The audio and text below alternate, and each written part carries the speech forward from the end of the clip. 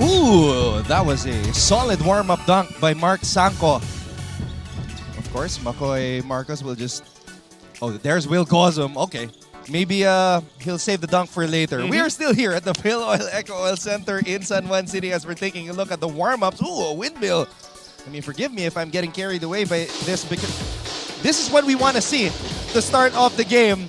And yes, we will continue our live coverage of NCAA Season 99 Men's Basketball after our first game kung saan nagtagumpay ang LPU Pirates kontra sa Arellano Chiefs 98-86. Congratulations to the Lyceans for booking the second twice-to-beat advantage in the Final Four, and that's going to make the road to the championship tougher for the likes of the Benilde Blazers, who are badly in need of a win today as they take on the team that they faced off in the finals last year, the Letran Knights. And this should be a good one.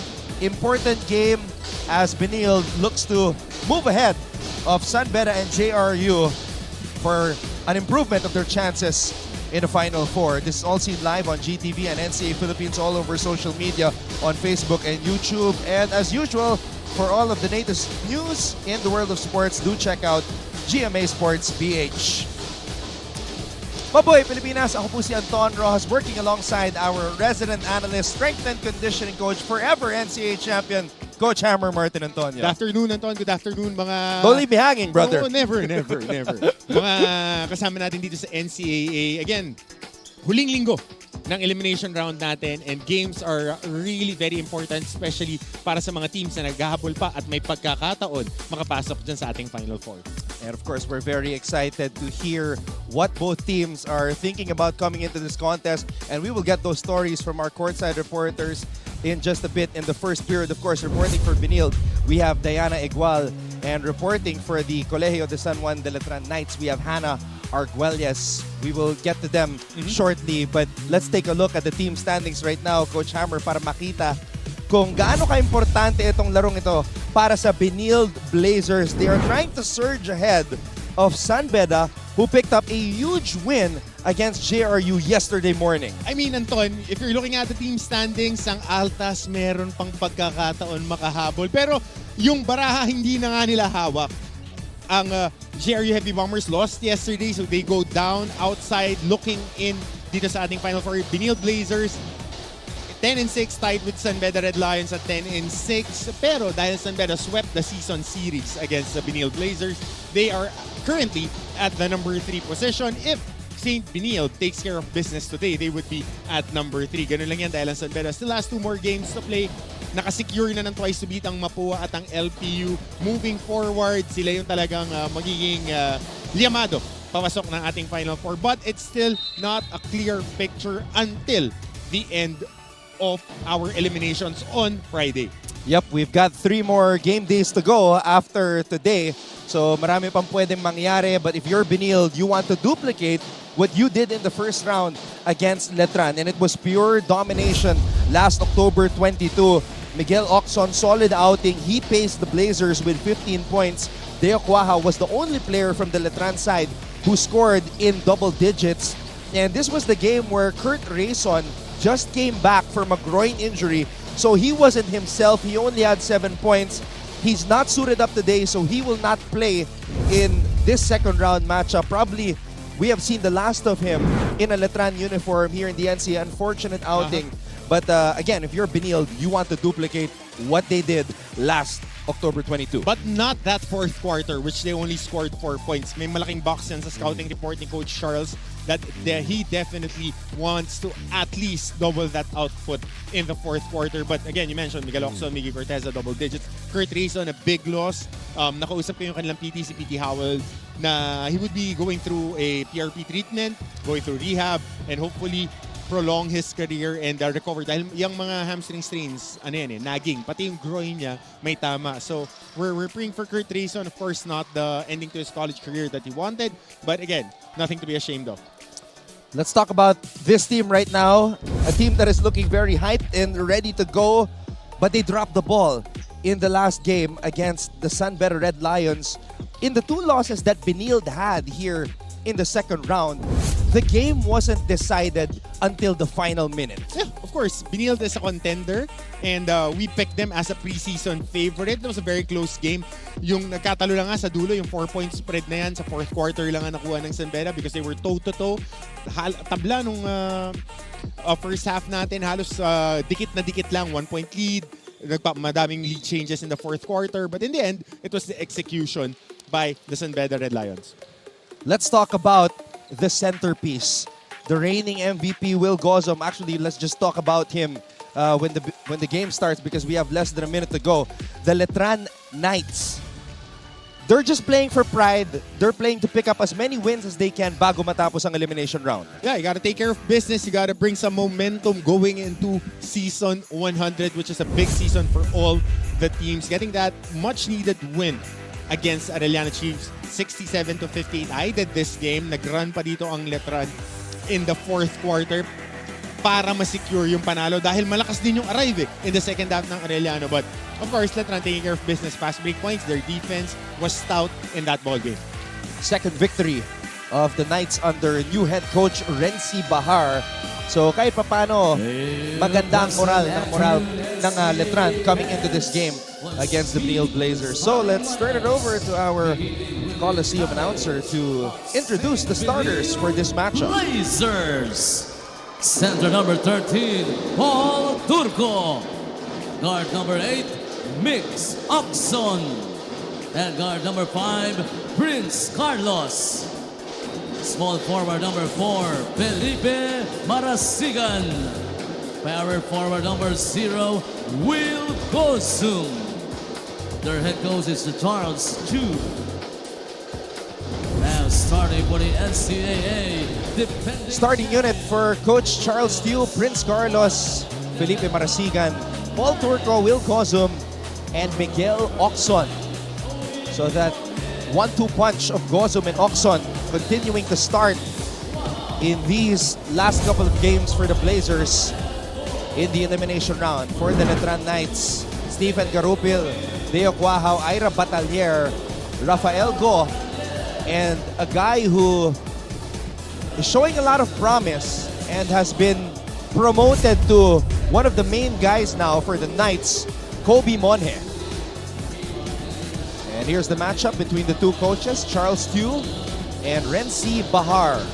Coach Charles in his third season as the head coach of the Blazers in the NCAA. Coach Renzi in his first season, but he's been around since 2019 as an assistant. The championship run. Yep.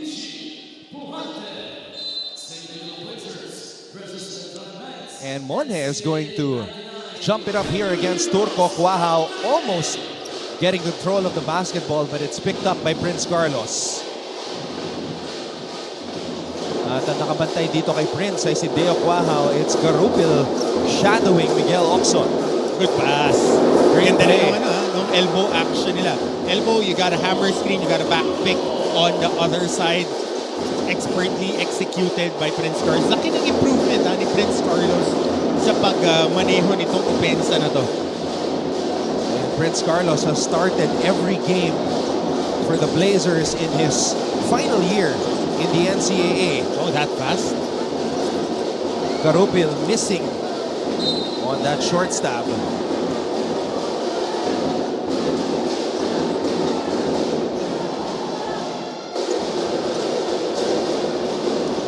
Carlos has the basketball. Carlos waiting for the play to unfold. Oxon changed his mind. Aatake si Will. Gozum. And that's how you want to start with your main man getting involved right away. Will Gozum. All right, the last two losses of Benilde, as I mentioned earlier, came down to the final minute. So let's try to find out why they lost those games in the mind of Coach Charles Chu, as we will hear right now from Diana Igual. Anton and Coach Hammer, the Benilde Blazers appear inspired to collect more victories in hopes of solidifying their Final Four bid. Nasa taas man ang kuponang ito, being just 2 places behind the league leaders compared to the opposing team.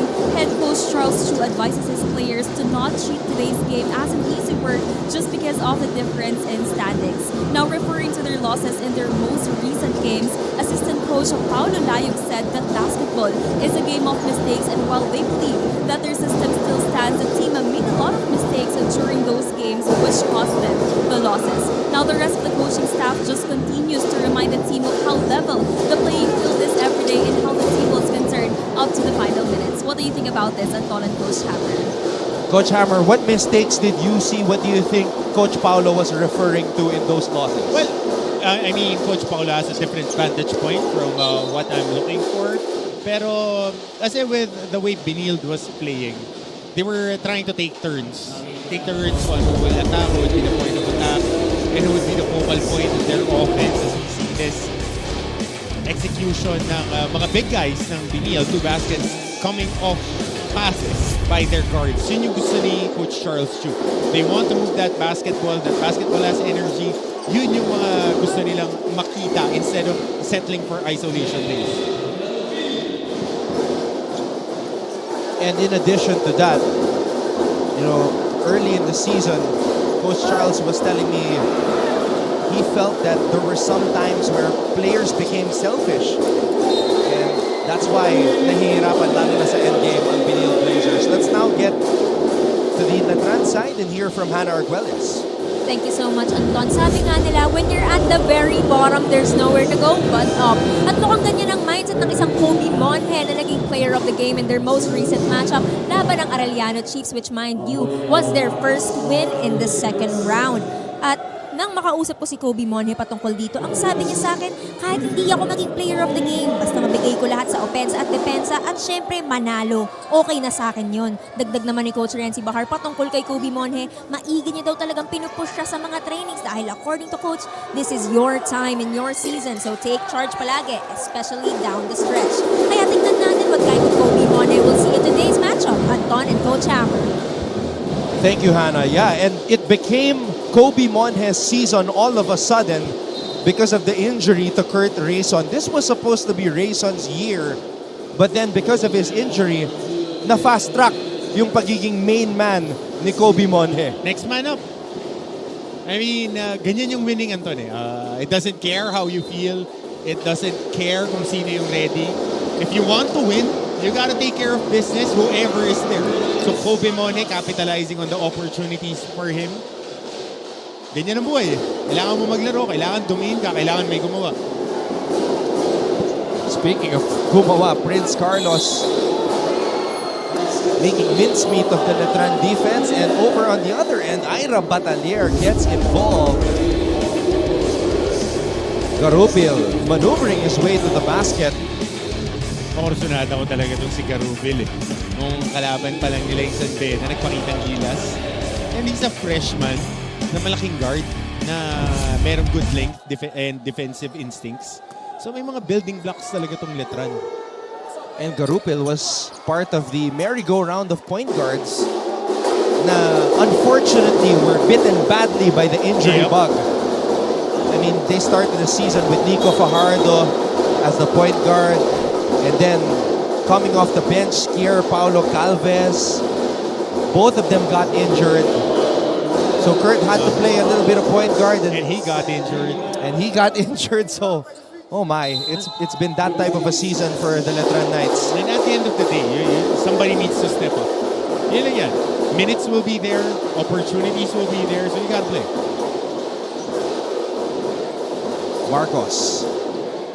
Marcos off the glass and in on the runner. And Anton, this would be something big na pag-uusapan din natin later sa game 1. If there is an X factor for this team, ito si Makoy Marcos, tingin ko, for their playoff hopes.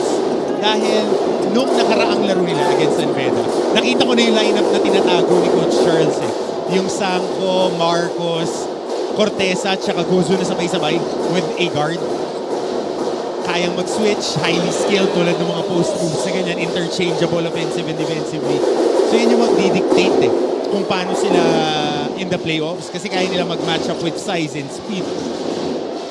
Gozum taking Ira Batalier to school with those post moves. Benilde leads Letran 10-6 as we head to this break.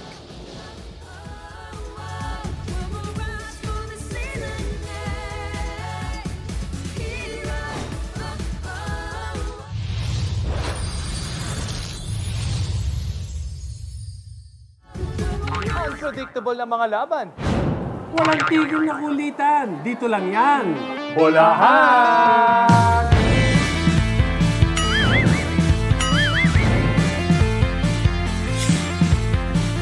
Unang tanong, LPU, Rumatsyada, walang talo. Kayong unang nakatalo. Ano ba to?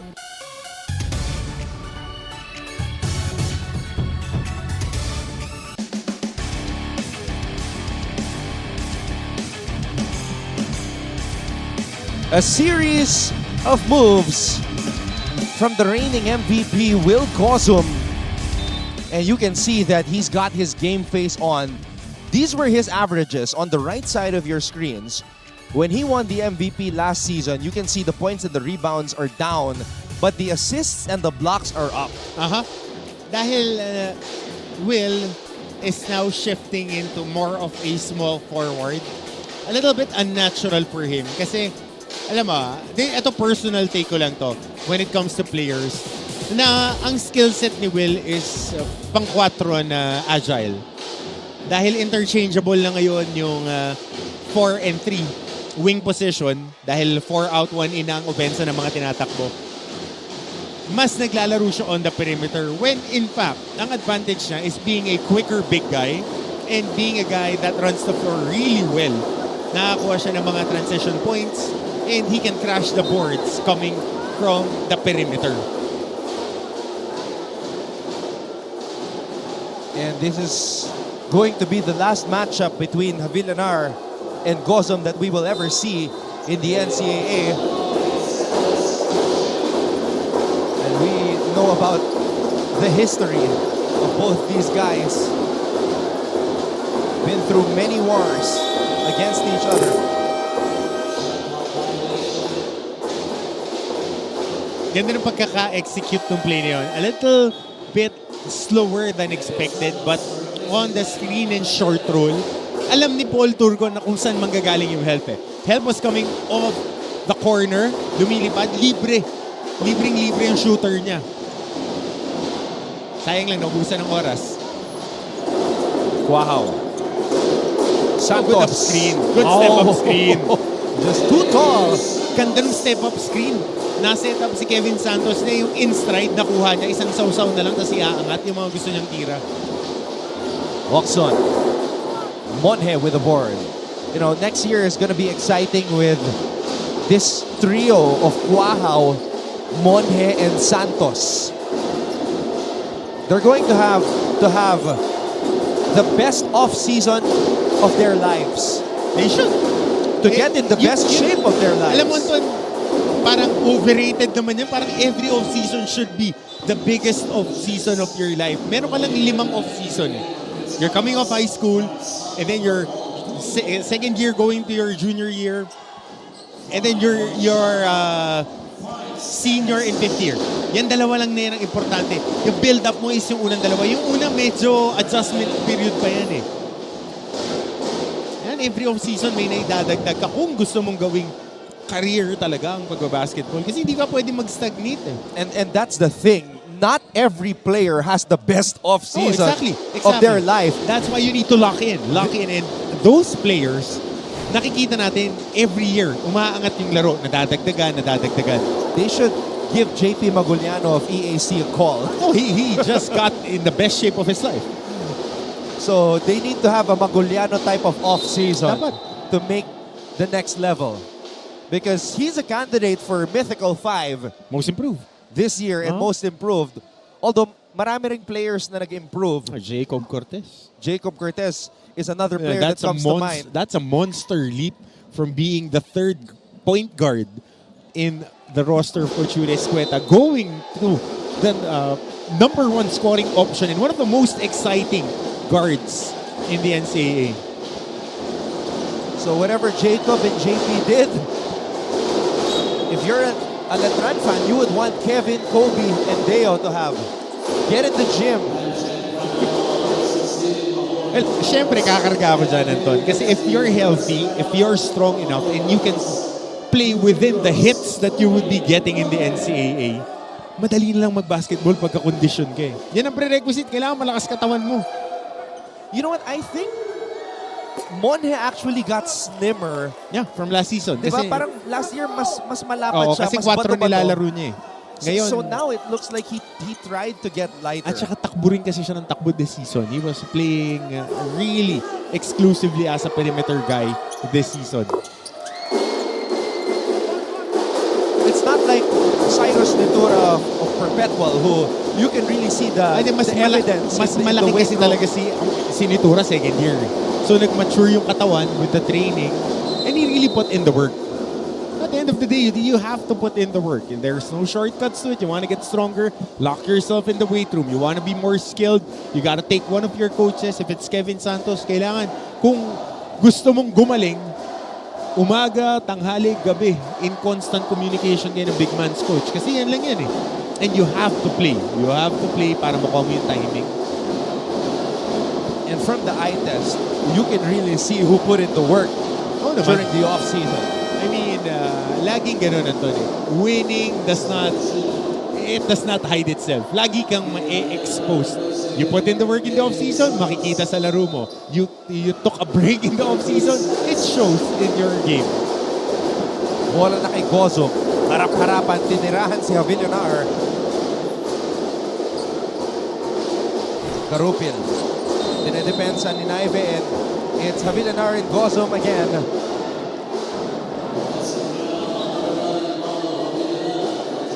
This is the last matchup between these two guys.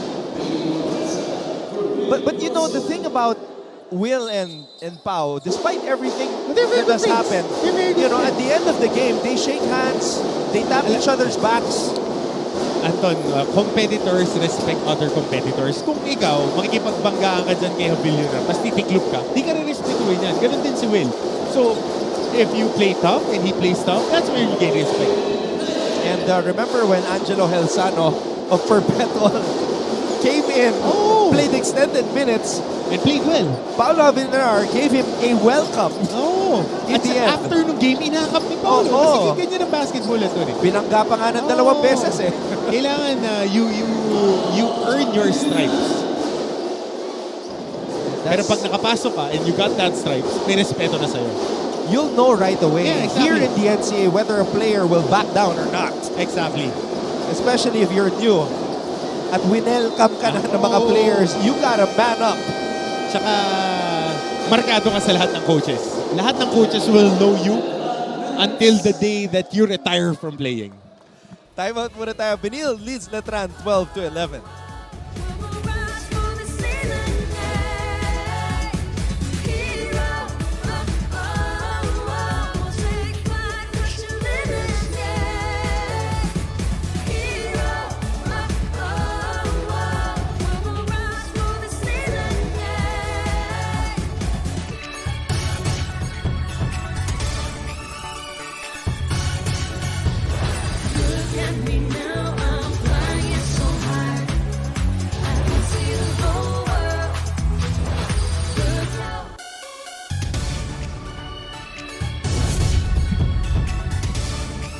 Kobe Monhe. Look at that Euro. Tsaka yung celebration. And I like this headline that put, nightlife. Kasi pwede kang mag-nightlife, pwede kang mag-nightlife. And it takes a lot of sacrifice. Kasi with the aforementioned injuries that Letran experienced, somebody needs to step up. And if you are not ready, titiklop ka dyan. So how is the nightlife in Intramuros? And I'm saying it with the letter N, ha? Not the K. Oh, it's tough. It's tough, huh? I mean, this is one backstory that I had. My uncle and my dad wanted me to play for Letran. When I was in high school, I was even in communication with Coach Louie Alas na. And it's totally different from what I got accustomed to nung nakanood ako ng ilang laro nila. Kasi you have to be really tough. You have to be really tough to survive in Intramuros. Kasi yung competition pa lang nila sa practice. Kaya ako, alam ko, naniniwala ako sa programa nila Coach Renzi na babalik ng Letran. Yung challenge in practice na culture na pinasa from the Samboy Limbs, from the loud room of Mars. Hanggang ngayon, nararamdaman mo dun sa hallowed grounds ng Letran. I was actually referring to the things to do at night. Ay, marami dun. Marami dun. Marami. So kahit pa paano may distractions din. Marami. Alam mo, Anton, kahit saan ka maglaro, pumunta ka ng Las Piñas, pumunta ka ng Intramuros, pumunta ka ng Medjola, pumunta ka ng Recto, maraming distractions dyan. Kaya yung mga umaangat, yung mga gustong-gusto, they bunker in, they lock themselves in the court, and nakikita, again, winning exposes itself in your performance in the court. You can't hide. Hindi ka pwede magtago. Exposed na exposed ka. Discipline and sacrifice. Oh, exactly. Javilinar gives it back to Karupin. O naman, yung headline kasi natin, nightlife. Ikaw gusto mo, nightlife eh.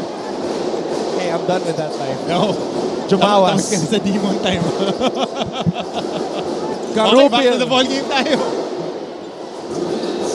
Ito rin ito na, si Harke is one of their, impressed ako dito sa batang to. Hindi pa lang niya makuha pag sama-samahin yung nasa skill set niya. Kasi 3&D guy who is very athletic, who stands 6'5", as a wing player who has very good handles. And when I asked Coach Charles Tew about him, he said he could be a future Abando. Oh, exactly. Look at his body type. Exactly. And he has athleticism. Ang kaibahan lang kasi, si Abando yung feel for the game at saka yung lakas ng loob, yung tapang. Meron eh. You can always say that you could be the next this guy, that guy. Pero they have the real superstars will forget shots like that and will take the next shot right away. And this is where what we have been discussing comes into play.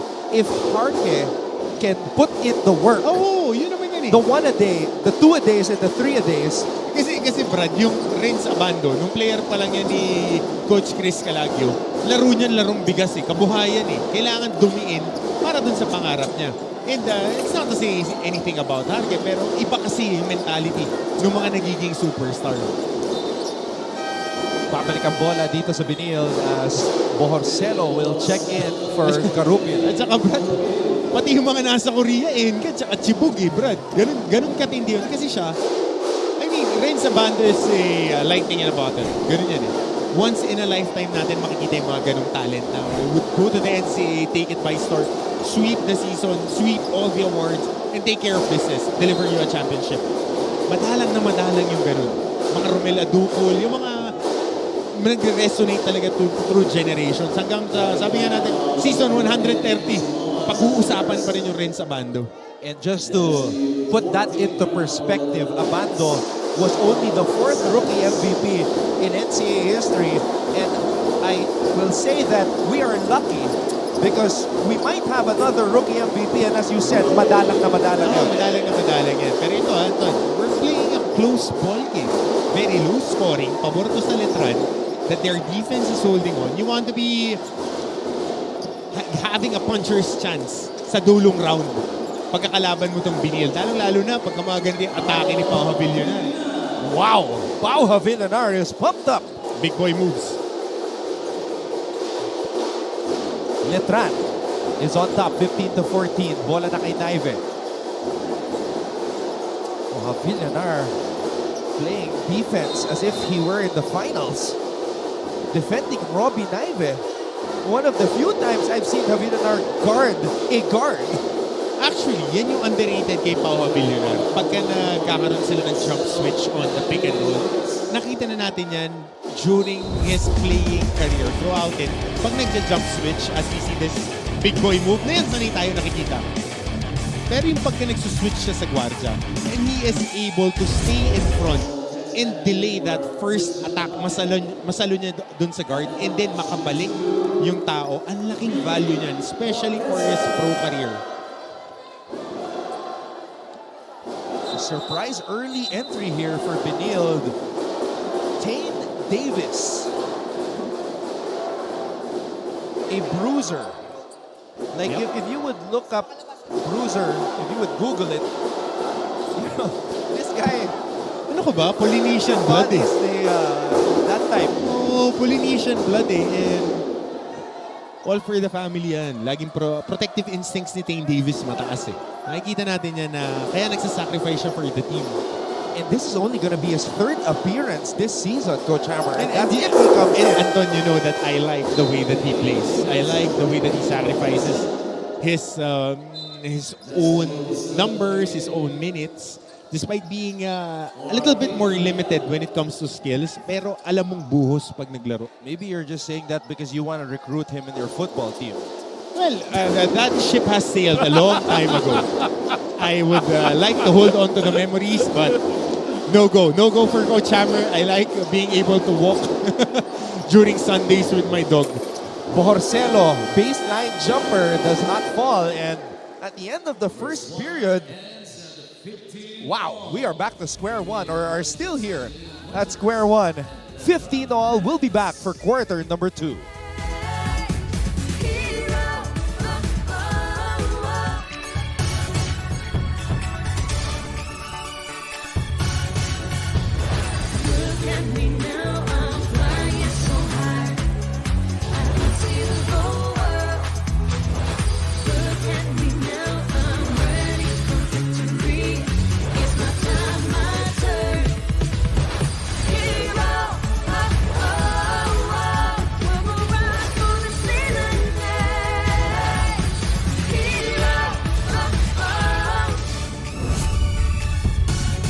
A battle between two snipers. Oy, Miguel Locson and Deo Quajao. at parehas Davaoenyo. Ooh. Yan, dalawang mamang yan. Mga bisdak. Kabarkada pa niyan, si James Payusin. Yan, yan tsaka si AJ Royo. Yung mga yan, yung mga nasa talent pool ng Davao na umakyat. Nakita natin yung mga numero, very modest numbers para dito kay Deo Quajao. Mix Oxon, we know that he would be taking charge this season. Sinabi ko to nung ating mga conversations prior to the season, this would be the year of the guards sa NCAA. You got Clint Escamis, you got Jacob Cortez. Kurt Rayson was one of the guys that I was really high on. Mix Oxon, Sai Nitura, na sinabi ko sa inyo na, eto, mag-explode tong batang to. He would be the point of attack ng Perpetual. Na nasanay kasi tayo na big guys ang nagdo-dominate sa NCAA the past few years. Another name we can throw in the hat for most improved player, Jun Roque and Oo Cyrus naman. Nitura. Oo naman.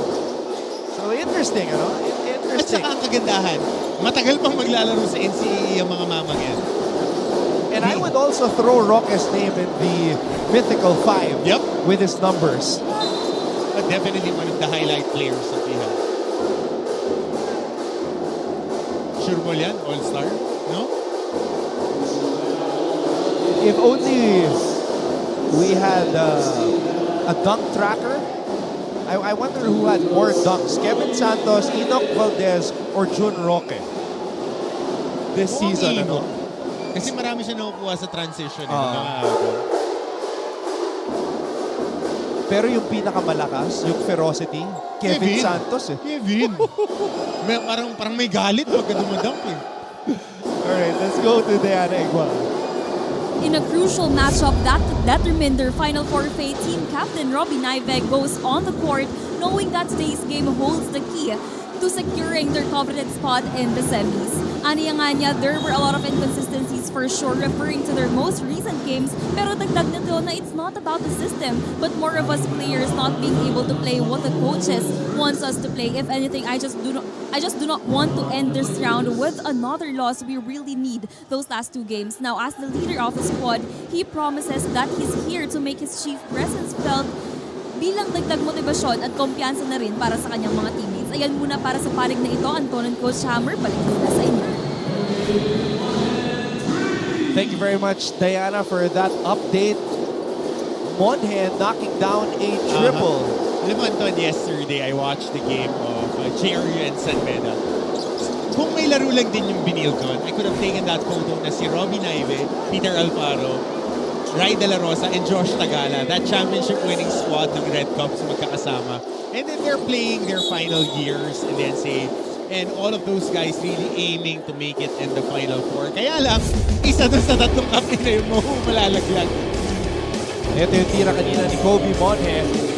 And going back to what you were saying, as we see this play right here, finished by Miggy Corteza, you could feel that there was a little bit of extra motivation nung nagbabantayan si Rai at si Peter Alfaro yesterday morning. Oo naman.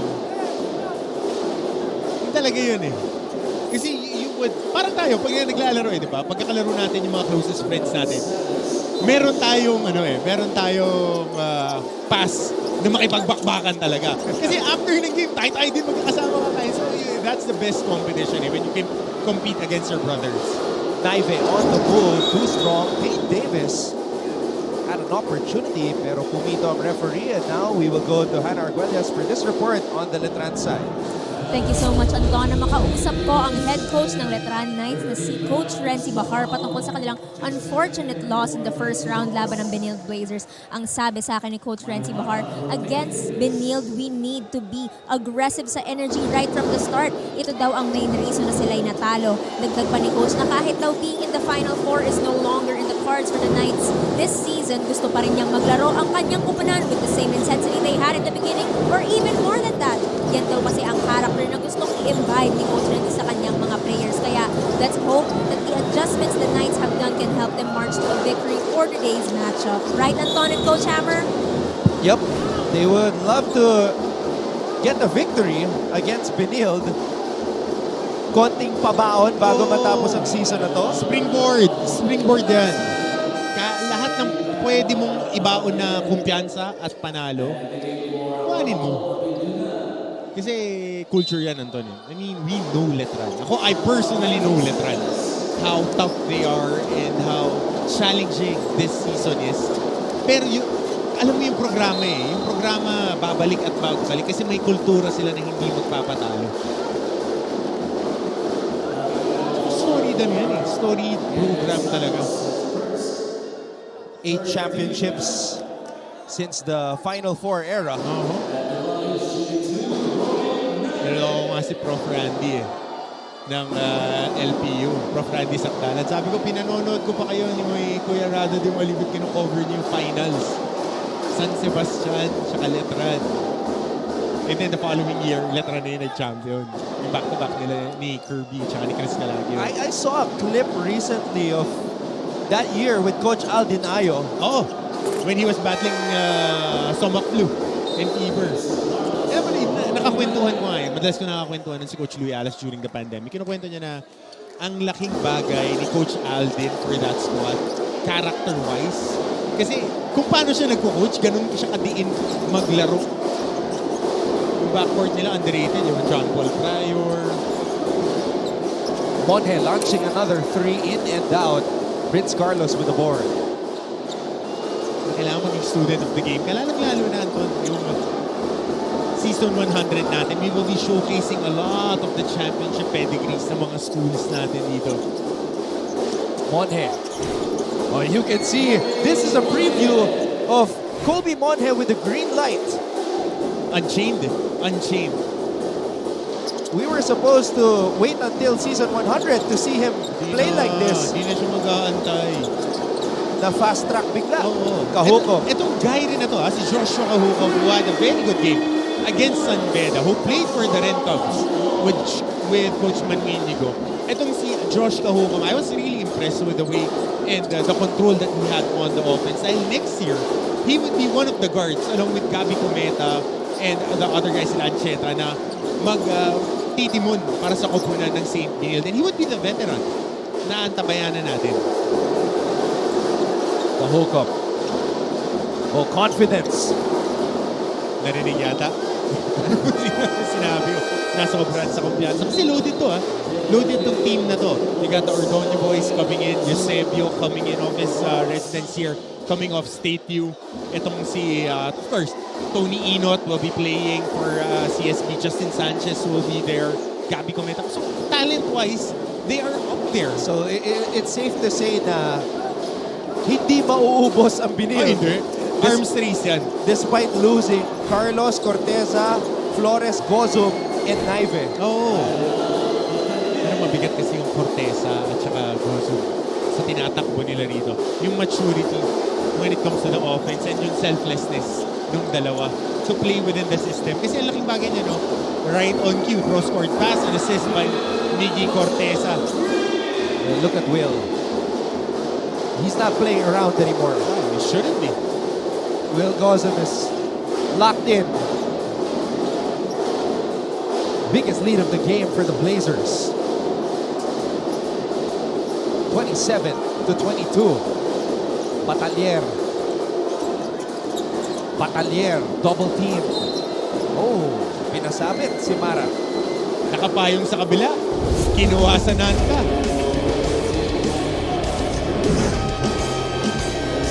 Ito yung tira kanina. Kahukom. And then, cross-court pass. No hesitation. Will Gozum knocks down the triple. Nothing but net for the reigning MVP.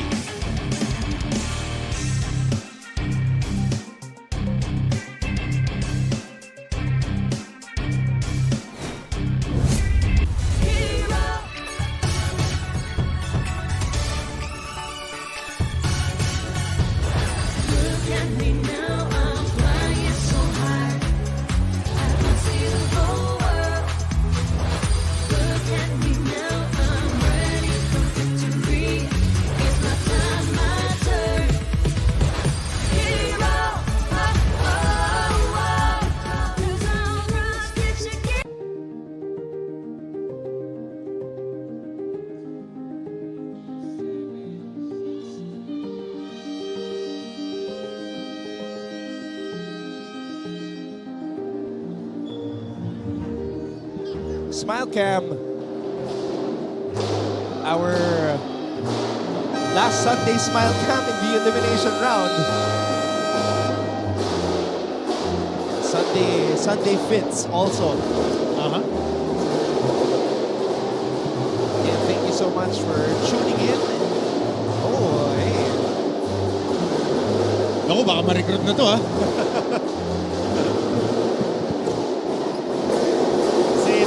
Sunday game days kasi families would be here, the families of the players na nabibigyan ng pagkakataon to watch them showcase their talents. The alumni has time to watch. Eh, nakagandahan na Sunday game, yung alumni na die hard for the school, dala pati yung mga anak nila, asawa nila, yung pamilya. Na-indoctrinate na agad sa NCAA. Well, congratulations, by the way, to the LPU Pirates securing that second twice-to-beat advantage, winning against Arellano 98-86. So, it's kind of like a pick-your-poison situation for San Pedro, Benilde, and JRU. Good move. As Mara is able to score in the paint. You like it when the young big men show some finesse and power in the post. Kasi, alam mo naman ako, Anton, old school ako eh. New York Knicks old school ako na 90s na I like post action, I like bumping.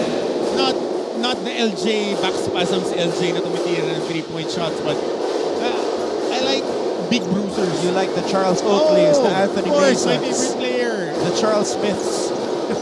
Yan. But not John Starks. My goodness, not John Starks. You like them Rough Riders. Yep. Siyempre si X-Man. Mara. Good. Oh, okay. There you go. Back-to-back baskets for Michael Mara.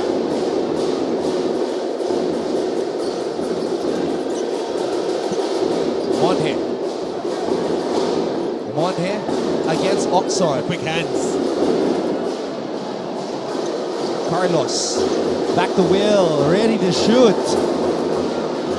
And you know he's going to be having more attempts like that as he moves along in his career as Garupil.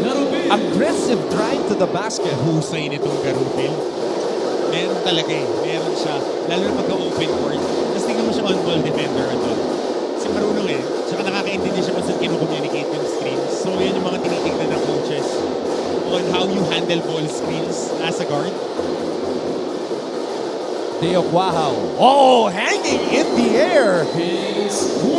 That's our matchup of the day. Cuajao versus Oxon. We expected a shootout, but Cuajao taking it to the basket. Diniin. Body-body. Oxon. Babawi ba? Oxon. Binigay kay Carlos. Ooh. Those were two wild passes in a row. Pagka binasa kasi yung sa ball screen kay Oxon, quick slip, trying to go for that deep roll. Nandun na yung helper sa ilalim. So yung pag-lift ni Prince Carlos on the reversal, libre yung corner kasi na-suck in yung depensa. Yun yung deep roll helper, yung tao nang nasa corner.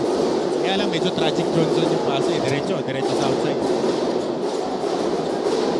Garupin against the captain, Robbie Naive. A rookie making it to the captain. You can see Coach Renzi is just letting these players play, no matter how long they've been in the league. May post. Ito yung advantage Antonio. 6'3" na 2-guard na marunong gumalaw sa post, kumukuha ng offensive rebounds. Kaya X-Factor si Makoy Marcos. At defensively, he can guard bigs, he can guard smalls, complements the skill set of Sanko, Gozum, and itong si Corteza na they can jump switch on everything. Benilde Blazers. Coach Charles Tew and the Blazers call time. They are up by 2. Makoy Marcos will shoot 2 when we return.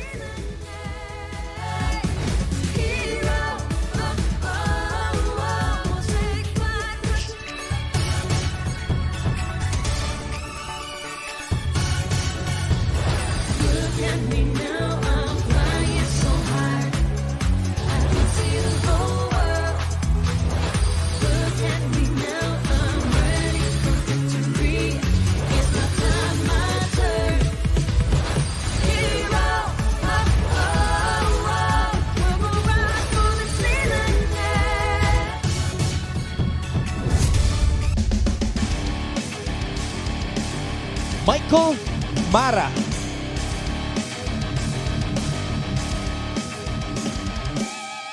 And there you see the patience from the big man. And Steven Garupil,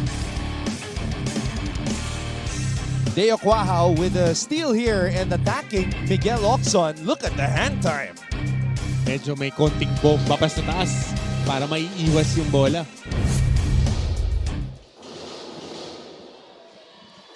Coach Charles Tew. If Benilde is going to win the championship this season, they will have to do it the hard way. Ganon din nila ginawa yun, Anton, ha? Remember, para dun sa mga kapuso natin na hindi alam yung history ng College of St. Benilde, they won a championship with the likes of Sunday Salvacion, Coach Elvis Tolentino, Al Magpayo, Dino Perlas, Ron Capati, Paolo Orbeta, those guys, Jordan Salvador, they were seeded at number 3. Twice to beat ang Perpetual Health Altas led by Jojo Manalo, Coach Gilbert Malabanan. I think Kuya Chester Tolomia was still in that squad. Twice to beat, twice beaten. Tinalo ng Benilde as a number 3 seed. They faced San Sebastian in the finals and they took care of business. I guess the difference would be that this season, Benilde was favored. So now they have to do things the hard way. Yep, and the late day Coach Dom Vergere was their head coach. They had a similar lineup na malalaki that can switch, that can defend. Meron pa silang, what's the name of that guy? Tall, Mark Magsumbol, who played in the pros. That was the finals MVP, if I'm not mistaken, in that championship. Message mo ako, Kuya Al, kung tama ba yung recall ko kasi lagi natin pinagkukwentuhan to. Yung nire-recruit mo. So is Will Gozum the Al Magpayo of this team and is Miguel Oxon Sunday? Nope, different type of player. Si Kuya Al Magpayo is more of a Mark Sanko. Defensive player, rebounder, can shoot from the outside, and really one of the resident glue guys that extended. Alam mo, sayang lang ang daming naging injuries ni Kuya Al. Although I would feel that Al Magpayo is not a role player though. No, fifth player yun ng NCAA during that year. And that's why I would compare him more to Will. As we see Will Sunday Salvador. Yun yung parang role niya eh. He is the point of attack.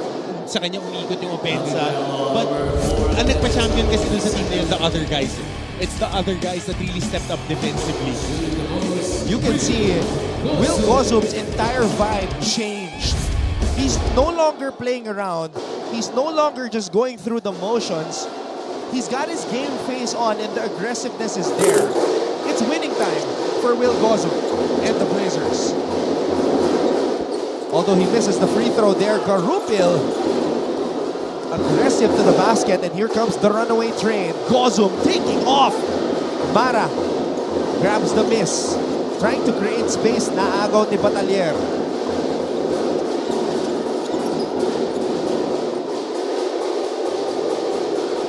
Kevin Santos. Batalier, cross-court pass, Garupil, extra pass to Monhe. And Kobe Monhe on point as he knocks down another triple. Yes, nailing that corner triple. Again, strong side help ang College of St. Benilde Blazers, which is iba sa ginagawa nila. They usually don't give up corner threes. And Kobe Monhe capitalizing on that and almost getting a three-point play in transition, getting fouled, earning 2 free throws. Oh, by the time this game is over, Kobe Monhe might have a career high in terms of points. His career high is 20 points.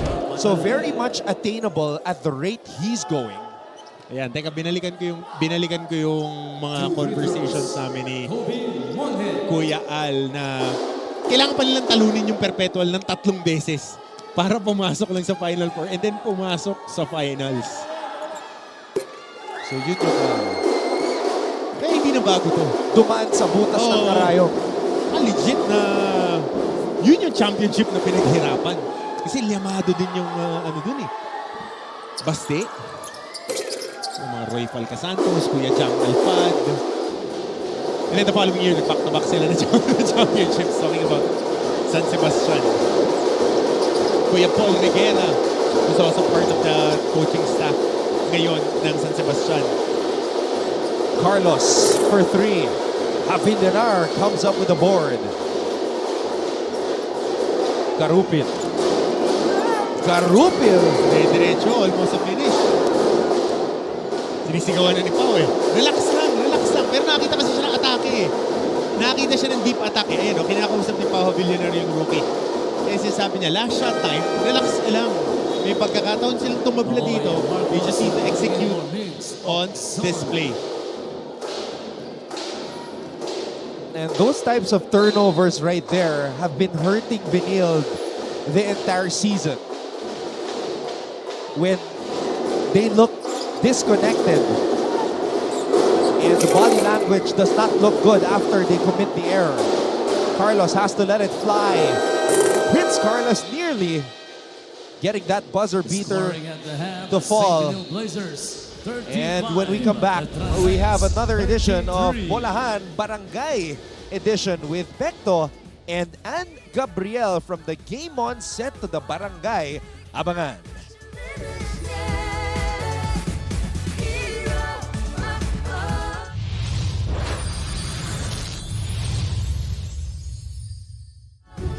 Unpredictable na mga laban. Walang tigil na kulitan. Dito lang yan. Bolahan!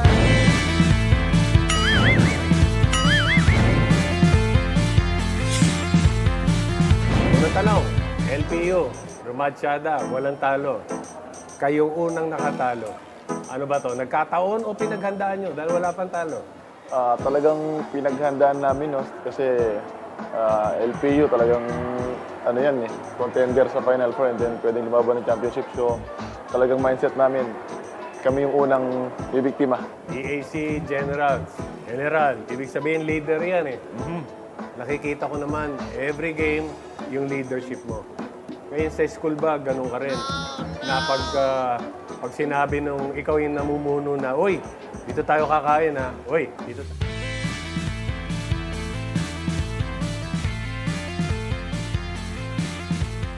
Mga kapuso, we are ready for another edition of Bolahan sa Barangay. At syempre, as Coach Hammer and I mentioned, Ann Gabriel kasama natin sa Game On in the last episode. Balita ko pupunta raw sila sa Barangay Poblasyon. Sa Mandaluyong. Oo, sa Manda.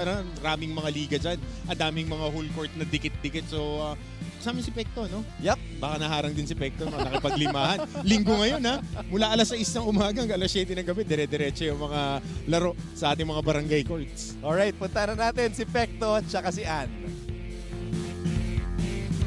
Coach Hammer. At syempre, kay Papa Anton. Nandito kami ngayon sa Barangay Poblasyon, Mandaluyong. And of course, kasama ko si Ann. Grabe sa karangalan po. Uy. Nakakatabi kayo ngayong araw, Pekto. Hindi naman. Si Ann po, ang apelyido niya po talaga ay Ano? fair. Unfair. Unfair ang Pekto. Ayun, Ann. Kanina, nangyayari yung first game, meron na akong nakausap na talaga namang masugid at talagang fan ng NCAA. Talaga ba? So, excited ako ma-meet yan, ha? Ay nako, ikaw kasi kung saan ka nagpupunta. Sorry na nakatulog eh. Buti sinamahan mo ako dito. Gusto mong makita at makausap? Oo, syempre, Pekto. Halika, puntahan natin. Tama ba itong dadaanan Tama ko to, dito? Okay. tama yan. Mauna ka dyan. Baka may aso, Hindi! Pekto, ha? Ikaw nga unang kakagatin pag may aso. Okay, so ano, left, right, Ito na. Wow. Kasi, andito tao po. Namamas ko po. Ayan, ang magandang buhay. Ang gwapo naman. Patawad daw agad. Ayan, ako, magandang araw sa inyo. Kuya, magandang araw. Pwede ko ba kami tumuloy? Eh kasi naririnig ko namin parang meron kayong pinapanood dyan eh. Meron po. Meron ba? Kaya. Pwede na po ba? Sige, ladies first. Siya na po unang makakagat ng aso. Kasya ba kayo dyan? Wow, ang ganda Bubuksan ko naman to. ng bagay. Oo, Napakaliwalas, kasya kayo. Pekto. Tara. Napakaliwalas ng ayun na nga, Pekto. Ayan. May nanonood ngayon ng Sabi- NCAA. Sabi ko sa'yo eh. Syempre dahil nanonood siya, agad-agad bibigyan po namin kayo kuya ng isang regalo. Wow! GMA, affordable! Wow! Agad-agad? Ang bilis naman. Pwede po Okay. ba po? Pwede mo po. Kuya! Sandali na, bigyan na namin kayo ng regalo. Affordable. Di ko pa alam pangalan mo. Ang pangalan po? Angelito po. Angelito Vidal. Ayun! Sir Angelito. Matagal na kayong nanonood at talaga ng fan kayo ng NCAA. Supporter kayo, ha? Yes po. Ayun. Ayun. Sige, tanong mo nga sa kanya. Speaking of NCAA, meron po ba kayong specific na NCAA team na sinusuportahan kuya? Meron po siyempre kung ano po yung meron dito sa Mandaluyong, yung GRU Bombers and Arellano Chef. Kaya naman pala naka-yellow. Kaya Kuya, pala. JRU. Bakit po ba JRU? Sa Asay doon po graduate yung panganay kong anak. Ako po sa Arellano naman ng graduate po ako ng high school. Lubong NCAA ang pamilya. Yung pala, nasa in blood! Meron po Okay. ba kayong mga players sa NCAA like sa JRU o kaya sa Arellano na sinusuportahan po talaga? Sa Arellano, yung Baby Shop, si Jay Capulong. Sa GRU, HM Miranda, Jay De Los Santos, Chan Ariente, and Mawin Junicio. Ayun! Daming kilala. Halatang nanonood. Oo, talagang fan talaga to at talagang supporter talaga to ng NCAA, si Kuya Angelito. Dahil dyan, Kuya Angelito, meron akong regalo pa sa'yo. Alam mo, hindi matatapos sa regalo dahil nandito kami ngayon. Meron ako 5 tickets. 5 tickets at ang game niyan ay, ano ba yung nakalagay na game niyan? Paborito mo yan? Ang daming nandyan. Paborito GRU. Oh! JRU! And speaking of JRU, kunin na rin natin ang ating JRU merchandise. Yeah! Thank you po. GMA merchandise, Kuya, may regalo kami sa'yo. Thank you po. Ano yan, meron t-shirt, meron cup, may washing machine po dyan, at meron itong refrigerator. Lahat po yan. All in yan. Thank you. Kuya Angelito, matanong kita, ikaw ba yung mahilig ka rin ng basketball? Dati po, naglaro po ako sa number 4 and number 5. Parang defense, more on defense lang. Parang hinahamot kaya sa ni Pekto maglaro mamaya. Hindi, kasi yung build na katawan ni Kuya Angelito, parang dating basketballista na pwede pa naman. Pwede pa rin. Pwede pa. Yung mga liga natin dyan. Di ba, sir, sa ngayon, as a fathers po ako ng RCP, yun po ngayon ng sports ko. Nagda-dragon boat po ako ngayon. Dragon Boat? Uy, magtindi yun kasi ano yun eh. Very sporty Oo, pala. very iba ang stamina ng Dragon Boat. Sinubukan ko yung masakit sa katawan din pag hindi mo sinanay. Okay, yun. Ano pa? Ano pang gusto mong gawin natin dito? Pero syempre kuya, bukod sa panonood ng NCAA, for sure may iba ka bang pinagkakaabalahan. Ano po ba ito? Siyempre, yung kinabubuhay ko. Yan! Ako po yung tricycle driver sa BMRT Utoda. Tricycle driver po tayo. At nakapagpatapos ng mga anak. Kaya pala, konektado pala yung rowing sa tricycle kasi doon talaga kumukuha ng buwelo yung sa tricycle. Yun yung balanse eh, di ba? Oo, sir. Oo, di ba sir? Ngayon, yung pinapanood natin ay ang Benilde at ang Letran. Kaninong team kayo ngayon dyan? Siyempre, sa Benilde ako dyan, sir. Dahil nandiyan po yung current MVP si Will Gossum. Oo, kilala mo yung mga players na talaga sports-minded, no? Sobra. Kuya, sabihin mo, animo Benil para masuportahan natin si Will. Animo Benil! Ayun! Grabe, ang saya ng pagkakasabi niya. Animo Benil! Proud fan talaga. Proud fan. Ay, ilan po kayo dito? Hati-hati marami po kami dito sa sa pamilya, sa taas eh. Kasi hinati po ng parents ko para hindi na kami magkalayo-layo. Pinag-hati-hati na. Bayanihan ng pamilya. At least masaya kayo dahil marami kayo dito. Oo, marami ka nakikita tao kaysa lang wala. Oo naman, mahirap pag-solo. Kuya, pansin namin, ramdam na ramdam ng Pasko sa bahay po ninyo. Actually sir, wala nang tanggalan yun. Ay, ganun ba? Para buong Oo nga. spirito ng Pasko, Oo. whole year round. The whole year round, Pasko lagi. Yun na nga. Hindi na pinatanggal yung Merry Christmas and a Happy New Year. Siyempre, Diba? ganyan ang pamilyang Yan. Pinoy. Pasko, Oo. Burr pa lang. Burr June months. pa lang. Pasko na. Pero kuya, may gusto ba kayong batiin? Pamilya, loved ones, kahit sino po. Meron po siyempre, Vidal family, Iron family, Renato family, at yung team ko, RCB, and BMRTU Toda. Ayun, sa mga toda, hindi kayo naggagawa ng mga liga ng mga basketball. Wala kayo. Meron po, pag nagpapalaro po siyempre yung buti natin ngayon, meron po siyang minsan na parang palaro sa mga katoda. Yun, maganda yun. Kasi, siyempre, basketballan yun. Hindi lang sakay ng sakay sa motor. Lagi po kayo manonood ng NCAA sa Oo TV. naman. Si kuya, ha? Oo, lagi yan. Supporter talaga. Solid, grabe niya nga kilala mga players eh. At dahil dyan, may bibigay pa ako sa'yo. Oh, meron pa? Wala na pala. Wala na pala. Nagulat naman ako dun, Teka. Akala ko meron pa. Ayan, Benilde, maraming salamat ha. At manood ka niyan, manood ka niyan. 5 at kasama ng pamilya mo, kung sino gusto mong yayain, isama mo kasi 5 VIP tickets yan. Thank you po. Siguradong manonood po ako nito. Saka yung mga tropa ko, saka mga mahal ko sa buhay. Yan. Siyempre manonood kami Family nito. bonding sa NCAA. Family bonding. Alright. Dahil dyan, Kuya Angelito at kayo dyan, nako, sumuporta na kayo. Patuloy na panoorin ng NCAA dahil malay nyo. Sa susunod, kami niyan, pupunta kami dyan sa inyo. Promise. Ito ang Bolahan. Bolahan sa barangay! Ayos. Ito.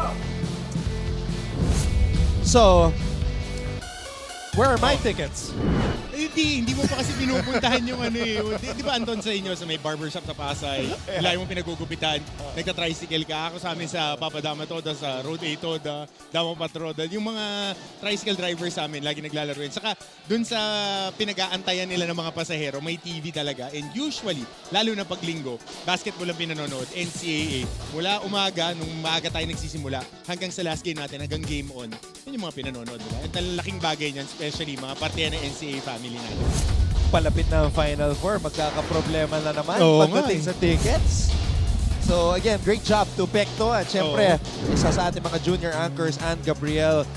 Let's break down the numbers here at the half. Not a walk in the park for the Blazers. They're gonna have to earn it as we have been stressing throughout the coverage. Talagang pitpitan sila dito, Anton. 20 points in the paint for both teams. Bench scoring ng Benilde gave them a boost in this ball game. Dahil yung starters nila has been outplayed. Of course, by Kobe Monje, by Garupil. And then, all of those 6 points coming from Pau Havillionaire. So, antapayan na natin kung paano ba sila mag-step up dito. Dahil dalawa lang yan. And if you want to take care of business and hindi ka na masama dun sa traffic jam in the Final Four, you gotta take care of Letran dito sa College of St. Benilde. Shocking numbers here, particularly for Miguel Oxon. No points in the first half. Deok Wow, just 2. Yung kanyang fast break drive. One field goal attempt para rito kay Miguel Oxon. Sanko gets the early basket after that nice pass by Will Gossum. Told you. Ito kasi si Mark Sanko, one of the better offensive rebounding guys natin. And this season, sila ni Will Gossum magkapalitan on that small forward position. For some odd reasons, Makoy Marcos wala sa rotation to start off the season in the first round. Kaya ngayon, nagpo-fall into place na yung rotations dito ni Coach Charles. So, kasi maalala natin si Miggy Corteza was the first guy to really bust out no first round natin para sa Benilde Blazers. And even to the extent na simula ng second round. Wow. Wow. Gets into Batalier. Batalier creating some space. Oh, everything but the shot on that move by Ira. Oxon, can he get his first points of the game? Binigay dito kay Gozom. And Will, oh no.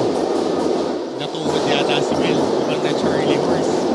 Oh, he's struggling to get up. You hate to see this. Especially now that we're close to ending the elimination round. Will Gozom, oh, he's going straight to the locker room. Oo, mukhang tinamaan siya ng tuhod dun sa pagdukot niya sa ilalim. Oh my. Oo.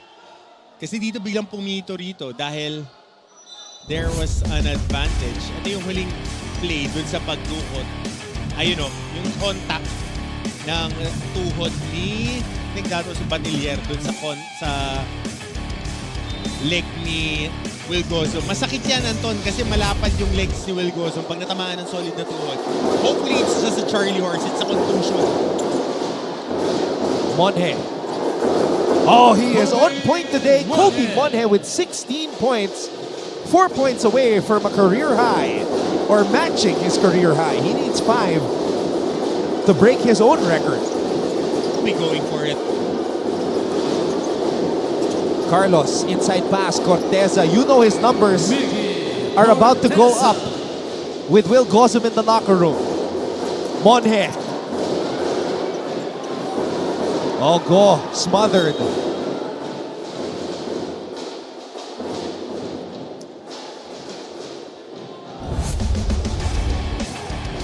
Kobe Monhe. Just playing confident basketball.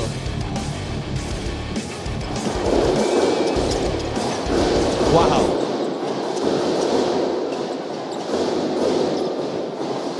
Wow with 5 on the shot clock. Deo on the drive. Good pass. Corner triple, Batalier can't knock it down. Excellent pass. Good read by Deo Cuahaw. Again, yung mga corner guys nila na dapat deep roller lang yung sinasalo. Nabubuksan yung corner 3. Sanko.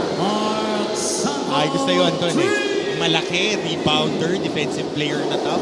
3-point shooter.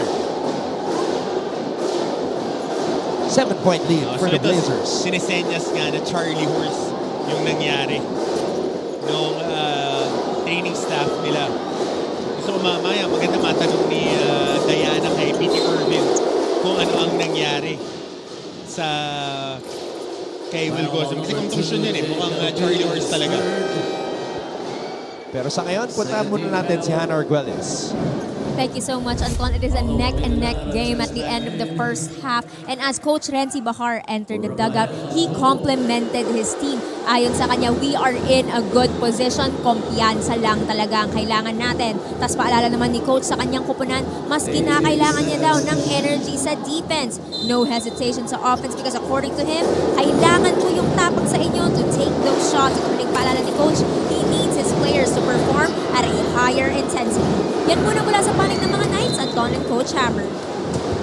Well, definitely, for sure, the intensity has to get turned up right now, especially now that Will Gozom is in the locker room.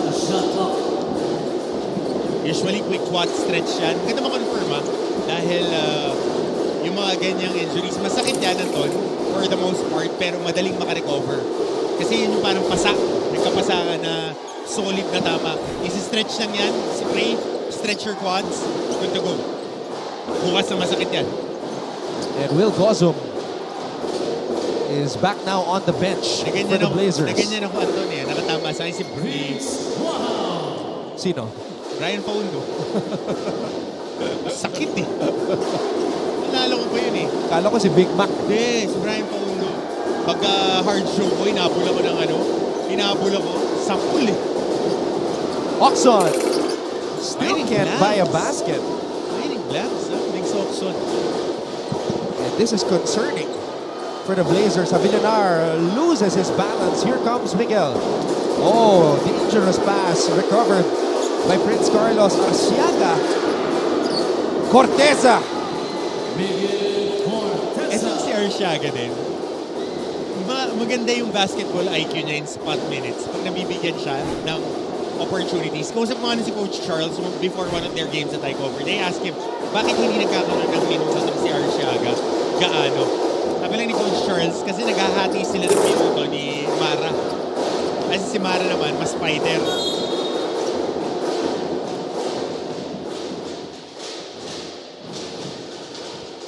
Abilinar will head to the free throw line. Second team foul. Pero gusto ko ng mga ganitong players na yung mga nasa third five. Pagka ginamit, show some impact. Ayun, nakakuha siya ng rebound and an assist on that play. Two free throws. Kahapon naman si Nat Sevilla na nabigyan ng minutes and was able to provide a boost para sa Perpetual Altas.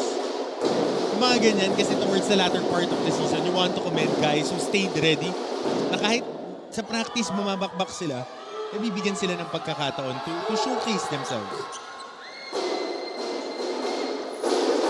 5-point lead for the Benilde Blazers.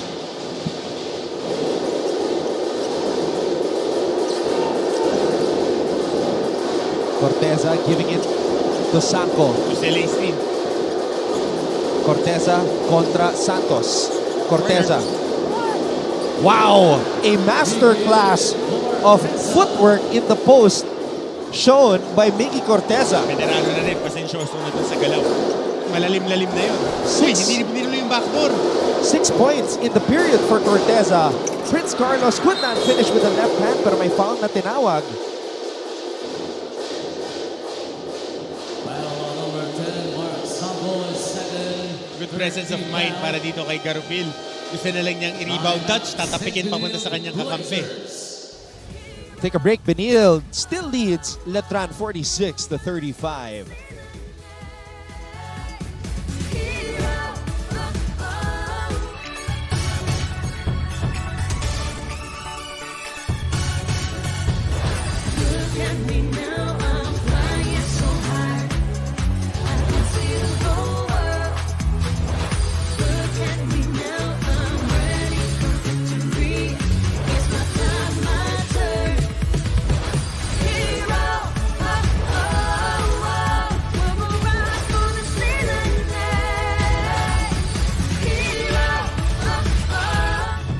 Nagbabalik po tayo sa live coverage ng NCAA Season 99 for the side of the Benilde Blazers. Coach Charles Chu wants the team to create a big lead and to hold on to that lead going into the second half of the game.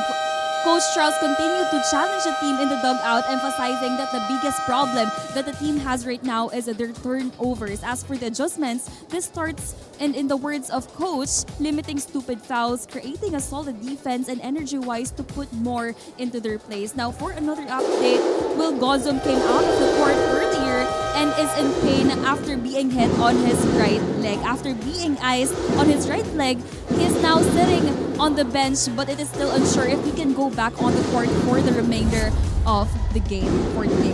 Ayun muna ang balita for this side. Balik sa inyo, Anton and Coach Hammer. Yan, Charlie Horse. Sakit yan.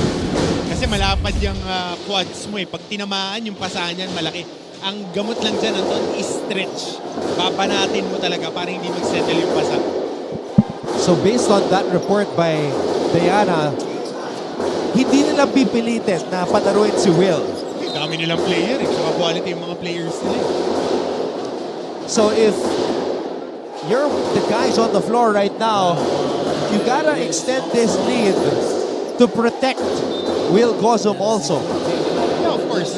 And you want to take care of business. You want to take care of business. You don't want any hiccups papunta sa Final Four bid ninyo. Right now, you're at number 4. JR is breathing at your grills. So you want to take care of it and get that W right away. Air ball by Javillanar. Good pass. Arsiaga. Corteza is having a quarter. Diba? Ang ganda ng basketball IQ nito Arsiaga eh. Kasi between Turco, Mara, and Arsiaga, pagka pinapasok si Arsiaga, maganda yung nagiging flow ng opensa nila. Dahil unang-una sa lahat, when he when he gets a stop, when they get a stop, tumatakbo agad in transition. That's number one. Number two, sa screen and roll, kita mo lagi siyang composed. 2 beses na siyang may tira, in-extra pass pa niya. That was a wonderful play para sa kanya. Oh, powerful move by Teo Quahao. But Miggy Corteza has scored 8 of Benilde's 13 points in this period.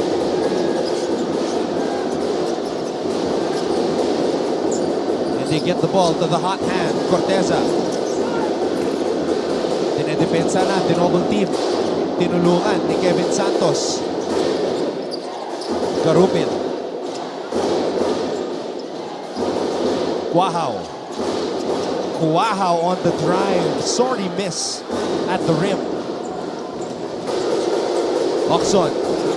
Carlos. Sanko for 3. And Mark Sanko, nothing but net on that shot. Sabi ko sa'yo yun yung skill set Yun ang skill set. Can shoot from the outside, can rebound at a high rate. Huli. Ganda ng help side defense. Okay itong Arshaga. Okay ito. Ganda ng quality minutes na inilaro niya.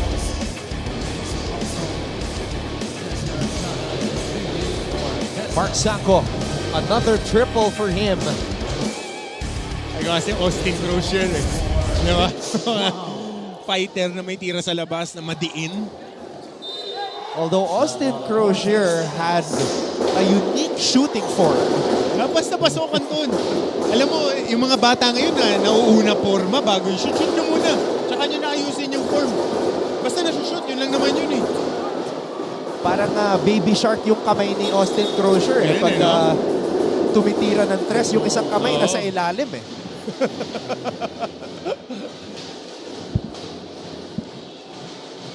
Mga pinapanood natin ng panahon Pero ahead of their time yun, yung mga stretch four, mga deadlift shrimp, siya, Sam Perkins, mga big guys who can shoot from 3. Nabutan na ng mga batang si Kendrick Perkins na hindi tumitira ng tres. Magaling lang man-trash talk Or the 3. Carlos short, Monhev. Let's see if Monhev will go all the way. Good defense by Marcos to prevent Monhev from scoring on another fast break. Santos, power move. Kevin Santos, humihingi pa ng foul. Wala talaga. Chest to his man. Yun lang ginawa ni Turco by using the high glass. Pasok para dito kay Kevin Santos. It's Carlos. Carlos gets the ball back from Sanko. Sanko.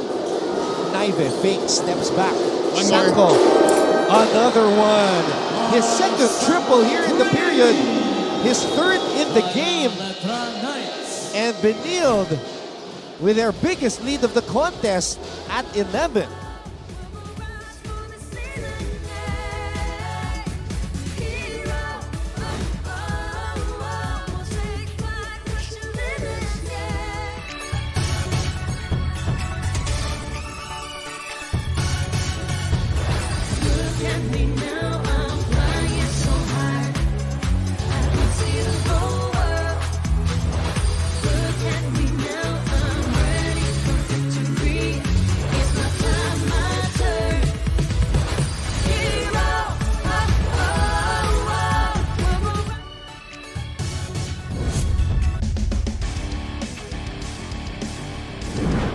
Mark Sanko, 3 out of 4 from beyond the arc today. One of his best shooting afternoons for the Blazers this season. Hindi natin ko pa yung rebounding rate. Pero dito dahil nag-help, strong side help, naka-backline defense dito ang Letran Knights. Talagang pagka umatake, habits sa mga players nila humelp. So the closest guy will always make free. What a game for Mark Sanko. If Benilde continues playing like this, they don't have to bring Will Gozum back in and let him rest that backed up left leg or right leg. Ice na lang siya ka-stretch. Which was hit by an Ira Batalier knee earlier.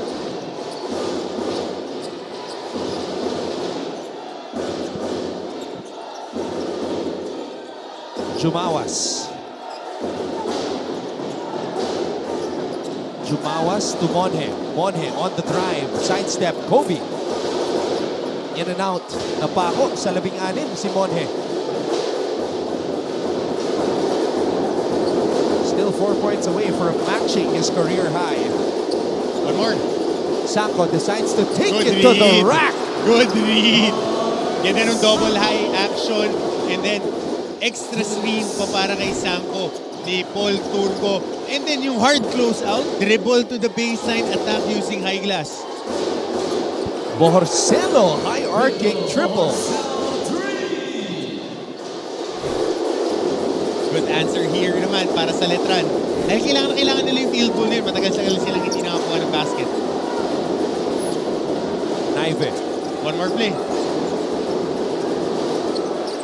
Naive. Kahuko mula sa kanto.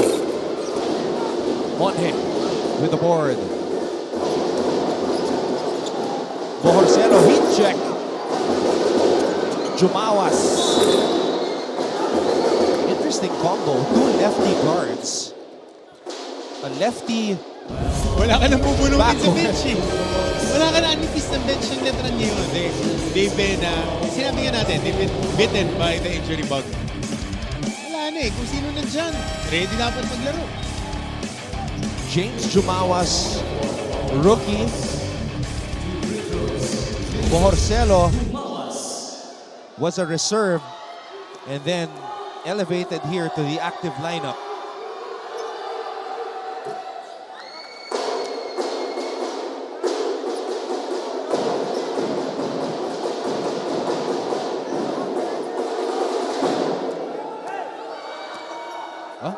Richard Hamilton dribbling to the side. Pero lefty.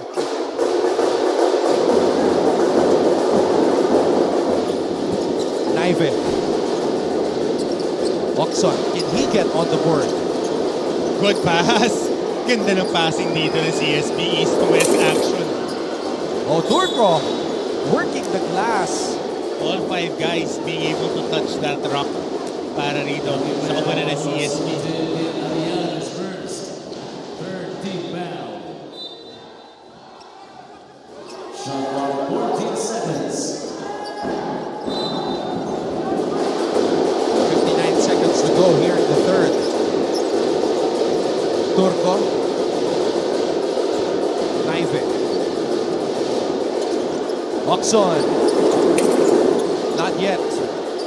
Naive. Oxon. Back to Robbie. Sanko. Check. Naabot ni Kitari or KD. Okay. Ooh, sweeping hook. Hindi na finish. Sanko on the move. Good pass. Oxon. Finally. Good pass.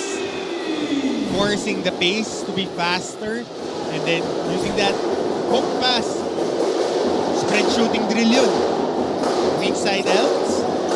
Get them to go inside the paint. Shooter will be on the other side. Good transition basket yun. First basket of the game for Miguel Oxon. Spread shooting drill yan eh. Atake ka, kaliwa, either corner yung shooter mo or lilift dun sa may short corner, sa low wing area rather. Hook pass, libre-libre.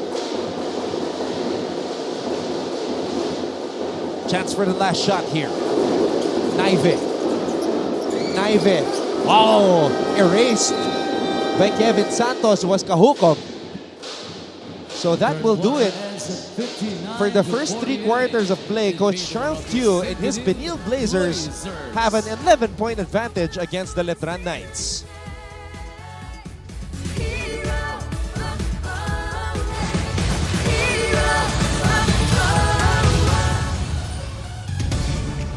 Mga kapuso, we're back inside of Philo Electro Center in San Juan City, continuing our coverage of the NCAA Season 99 New Heroes of the Game. And this is your favorite sports and entertainment show. You guys are watching Game On. My name is Martin Javier, taking care of business for our post-game show. At ngayon po kasama natin dito at the heels of their win, 10th win.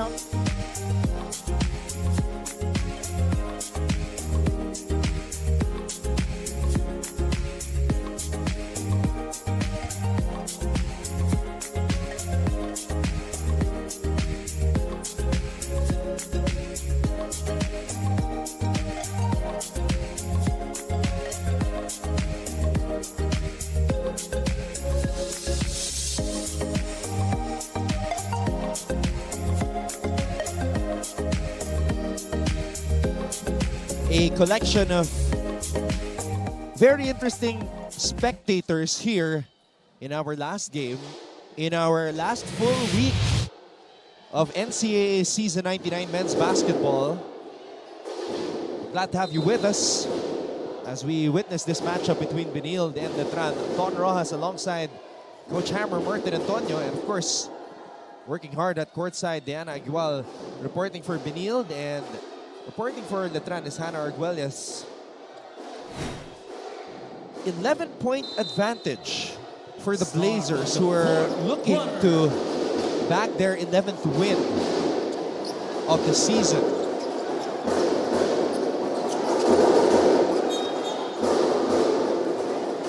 Letran, of course, 2 more games remaining.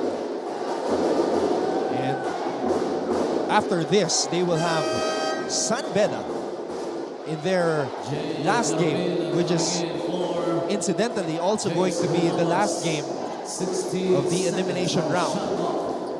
So still a lot of things to look forward to bago matapos ang ating elimination round. Bola na kay Garupil, binigay dito kay Deo Quahao. Quahao pulls up. Deo Quahao, shot is short. Porcelo saves it to the wrong man. Oxon is running. Oxon back to Cajucom. Good recognition, rewarding Josh Cajucom on that hard sprint. Would have given it to Turco for a dunk.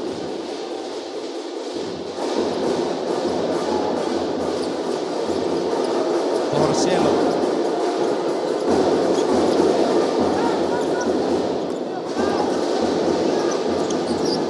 Garupil pulls up from the baseline. Oxon battling for the rebound, and Jumawas, or rather Porcelo's back, hits the baseline as Kobe Monhe returns.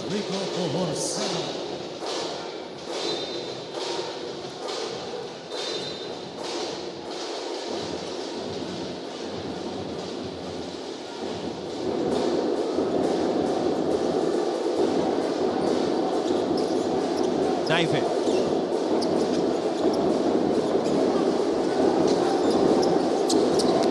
Corteza.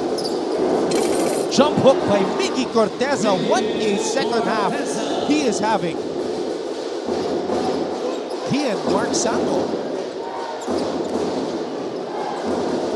Both of them picking up the cudgels after Will Gozum had to head to the locker room. Monhe, wild reverse, bothered. It's Benilde basketball as we hear from Diana Igual.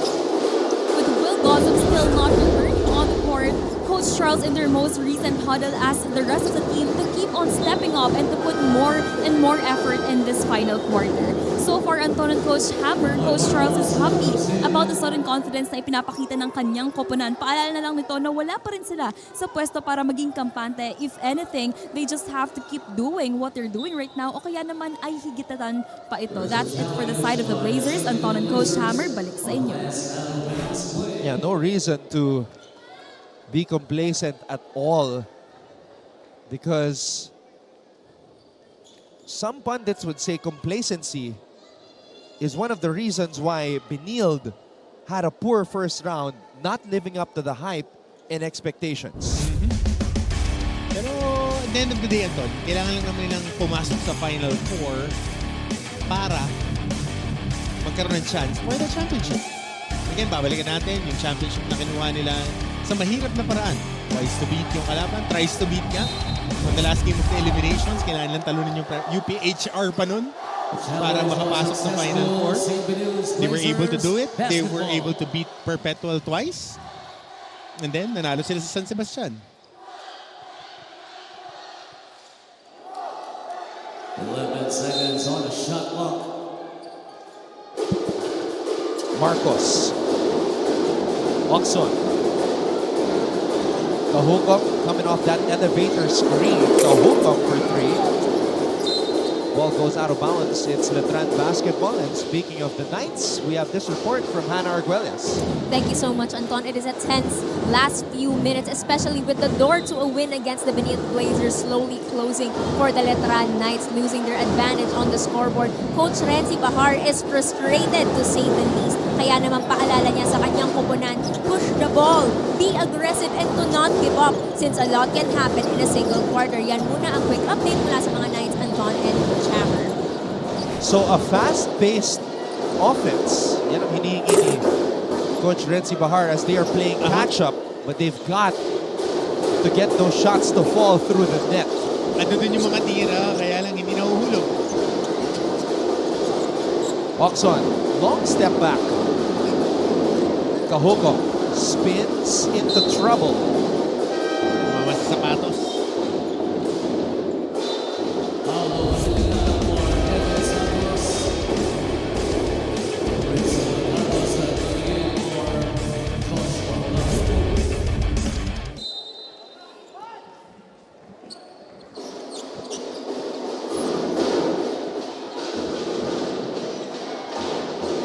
Karupil, binigay dito kay Batalier. Wow, to Habilanar. There's the play. It's for Monhe. Monhe is blocked, but he will head to the line for 2. Body contact. So after a long scoring drought for Kobe Monhe, Monhe with a chance to add to his total and move on from being stuck at 16, but 2 for 5 from the free throw line today. There you go. 17 points for Kobe Monhe. 3 away from matching his career high.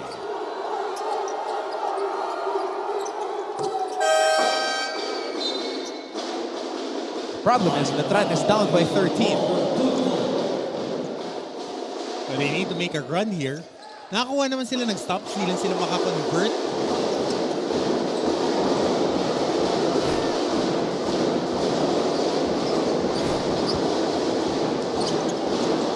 Carlos. Oxon, back to Prince. Oxon binigay dito kay Marcos. Marcos. Good move, was unable to put it down.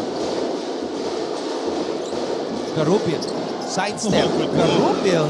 Sayang lang, hindi natapos. Oxon to Carlos, had a lot of time to think about that 3. Carlos, scoop shot. Marcos, almost a putback. Habilanar gets it to Quahao. Karupil. Wow, Karupil is sinasakasaan talaga yung mga bantay. He is stepping up and in a position to have to do his job, which was not part of the... Naalala ko sa kanya na guard, na ganyan din yung tindig pati buhok. Si Aloy Tapla. Di ba stocky lang si Tapla? Pero parehas pati mga atake. Naalala mo ba? Is it Tapla or Tapia? Tapla. Tapla. Yeah, I remember always being confused with his last name. Parang kakambal ni Kojak Miligrito yung tindig.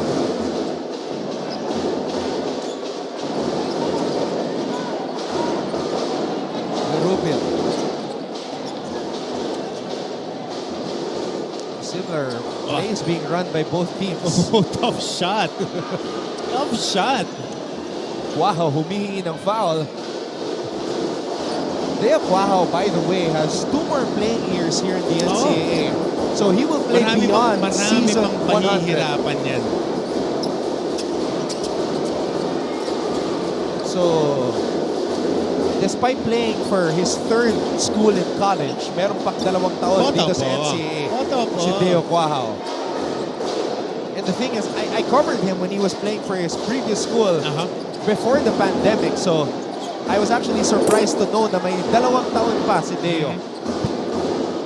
Baka graduate 16 lang, tapos na line up na agad. Oxon shoots in front of Quahao. Oxon will still play in Season 100. Did he say?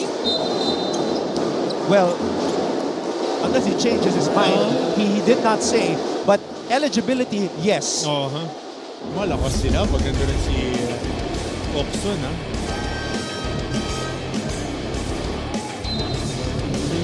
Kasi ang sure lang na hindi na eligible, Carlos, Corteza, Flores, Gozum, and Naive. Pero yung mga eligible pa for 100, Marcos, Oxon, Sanko, Turco, and, well, Lepala, but he hasn't been playing much. Loaded team.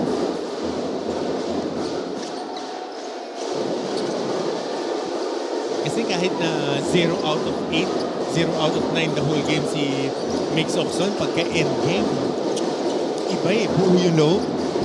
Yeah, parang si Paulo Hernandez. Remember? When he hit that big shot? Yung siya pa yung dumay para sa bola. And then on the reversal, sa kanya pa napunta.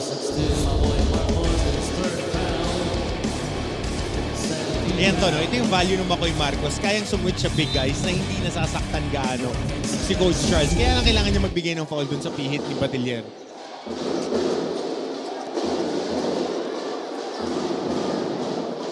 Bautista, another player getting some burn here.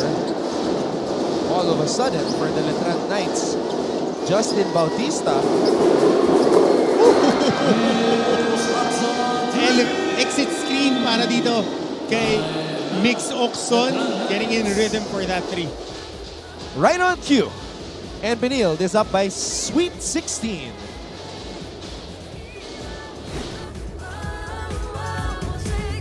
Ayun! Ako! Thank you. Thank you, Papa Martin and JV. Andun sila ngayon. Siyempre, mga papi ng NCAA yan, Pekto. And of course, kasama ko si Chase. Yeah. Hi, Chase. Kamusta, Pekto? Mabuti naman. At tanong ko lang sa'yo, wala bang humahabol sa'yo? Wala. Hoy! Sandali! Ay, sorry. Hindi ba wala? Sorry. Chase kasi hinahabol. Well, anyway, nandito kami ngayon sa Barangay Ugong, Pasig City. At syempre, para maghanap ng mga supporters sa, syempre, dito sa NCAA.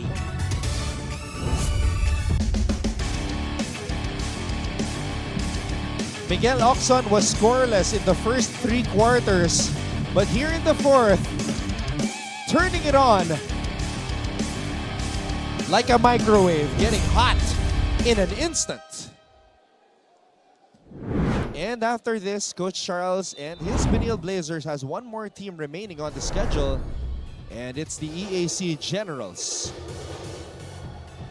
Important game para sa kanila. They need to take care of that to at least be at number 4. 3 and 4 rather. Talaga hotly contested. 4 teams trying to vie for that number 4 spot. Mapua still has to play JRU. LPU has to play San Beda. Yep, on Tuesday. My goodness.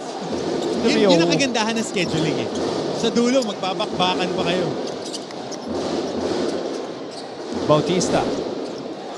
Wow, pretty finger roll. Sayang lang.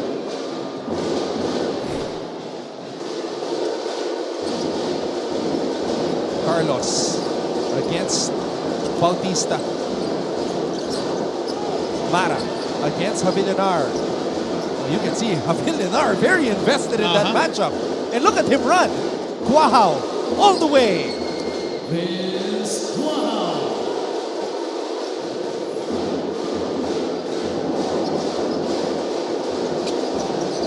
Carlos being defended by the sophomore Justin Bautista. Oxon shoots and scores off the glass. Kailangan lang makabutas ng isa, dire-diretso na. That's his 3rd triple, if I'm not mistaken, or 4th. You're right about the first one. Third triple. 3 out of 7, all made here in the 4th. So double digits na siya agad. Ganun lang. Mara. And Carlos says, let's set it up.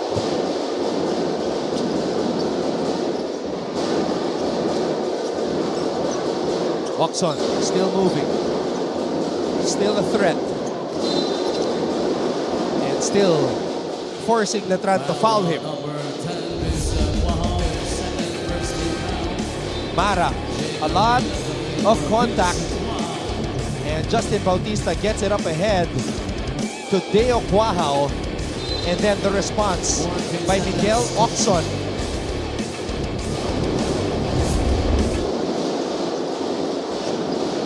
Garupil defending Oxon, and that's going to be Letran basketball as we enter the last 2 minutes of the game.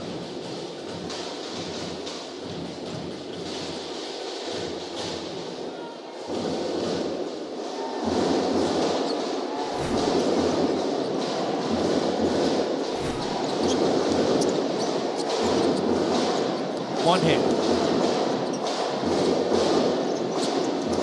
Garupil draws a foul. Oo, alam mo, Anton, pagka na patibay nito ni Garupil yung mga finishes niya. Kasi dito pa lang sa quarter dito, naka-5 penetration na siya, na nandun na eh. Finishing na lang. Hirap bantayan ito kasi ang ganda ng first step niya. At saka hindi ka nasasaktan defensively. Kasi yun yung unang titignan ng coaches eh. Kaya mo ba dumipensa? Kasi madaling sumut. Lahat kaya sumut eh.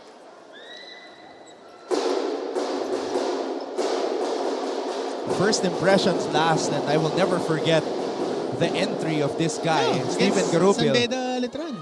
Man, when you're a rookie sticking your tongue out in your first game and it's a Sanbeda Letran matchup, you know this guy's got balls. Yep. The cojones.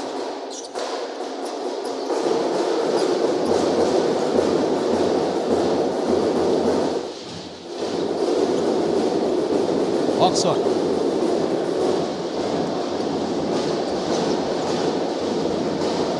Wanting to put the finishing touches on this impending win by the Blazers. Oxon for three. His fourth in the quarter. Icing on the cake for Miguel Oxon.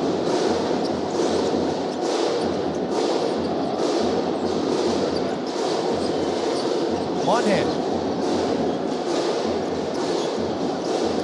Monhe throws it out to Batalier. Batalier. Garupil. Oh, he's had a lot of those misses.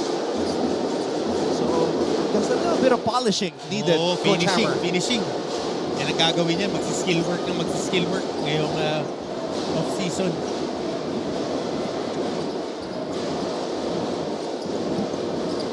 Mara. Oxon.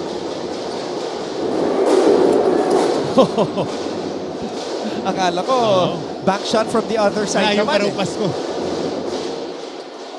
And that's gonna do it.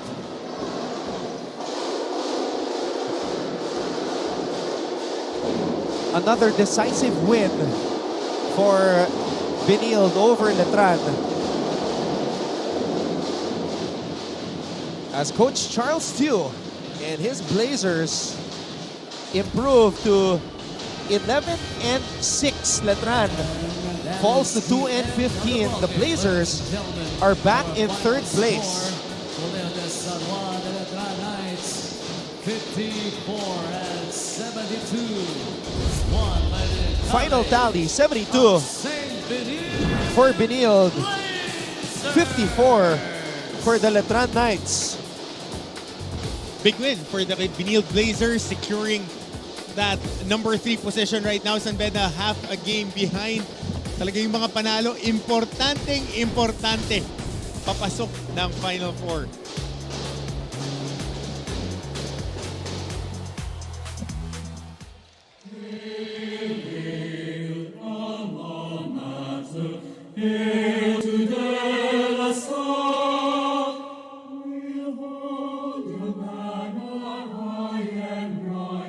A shield of green and white, we'll fight to keep your glory bright, and never shall we fail. Hail to thee, our alma mater, hail, hail, hail. Hail, hail, alma mater, hail to De La Salle.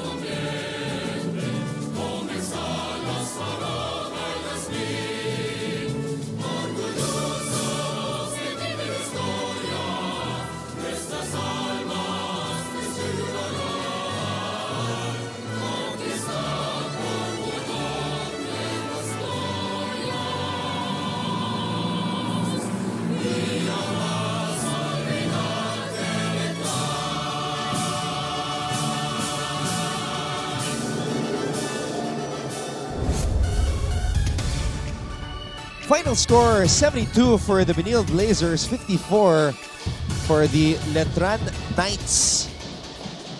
So, post-game coverage coming right up here on GTV. Stay tuned.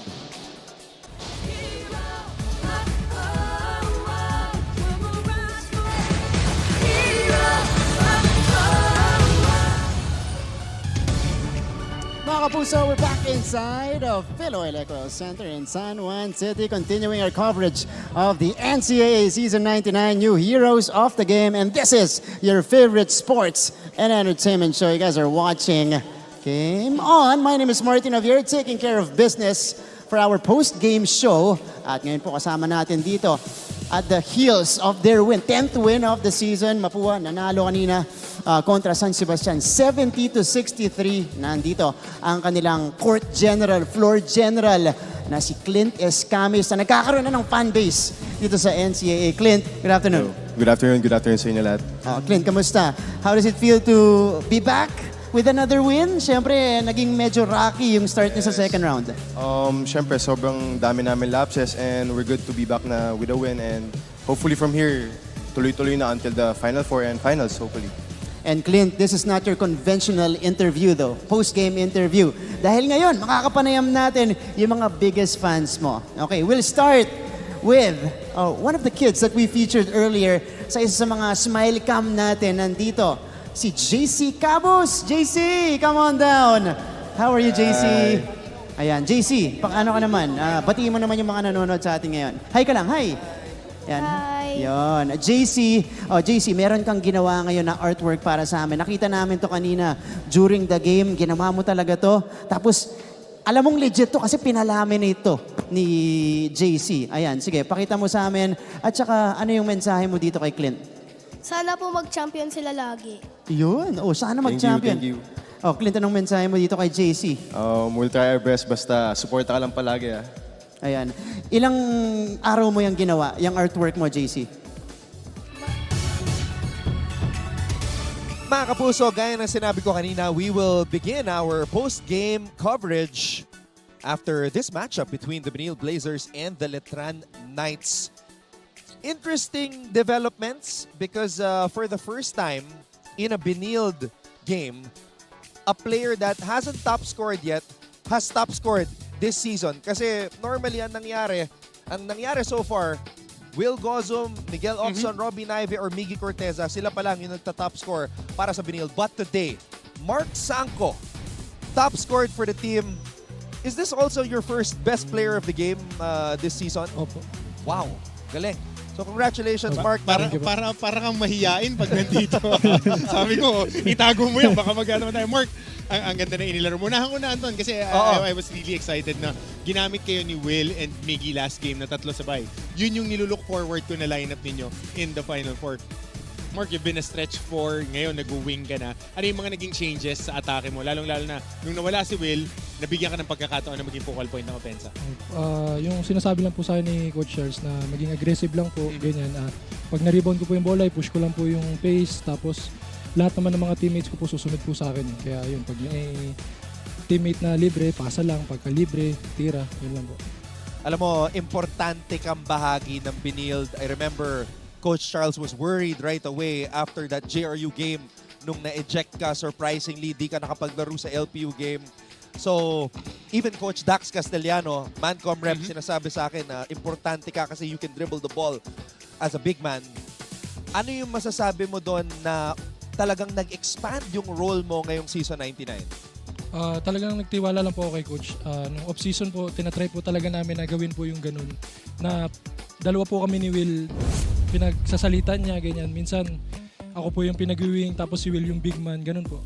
Talagang tiwala lang po si Coach Charles na Mark, nakikita natin yung third quarter mo. Grabe yung mga binitaw mong tres. Ano yung iniisip mo nung tumitira ka at dito, nagbago yung diskarte mo, umatake ka. Grabe. Yun po, sabi po ni Coach Charles, pag wala po akong tira, talaga i-drive ko lang po. Tapos yun lang po. Galing. Pero wala kang tinamaan, ha? Wala. Wala kang tinamaan. Mabait mabait ka. Pagkabanggit mo na na-suspend, mabait. Parehas sila ni Sean, no? Pag ako'y nagtatandi, mabait ako. Pero Mark, ngayon, going into the Final Four, importante itong panalo na to dahil medyo masakit yung naging dalawang talo nyo dun sa dalawang teams, LPU and San Beda. Ngayon, nakuha nyo to. Nasa number 3 position kayo. Sino ba mas preferred mo na makakatapat? Mapua o LPU? Parehas po talagang malakas eh. Talagang depende na lang po kung ano po talagang mangyayari. Talagang paghahandaan na lang po namin kung sino po yung makakatapat namin. Okay. Personally sa mga matchups doon sa Mapua at sa LPU, syempre, Mapua, makakatapat mo.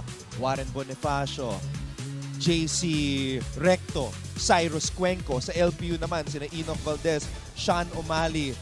How do you think you can match up against those guys?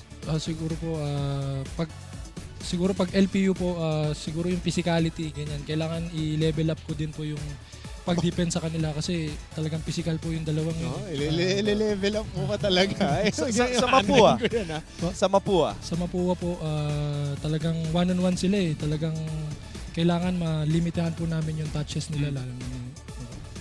Okay, Mark, very soft-spoken pero I'm sure marami kang gustong batiin ngayon.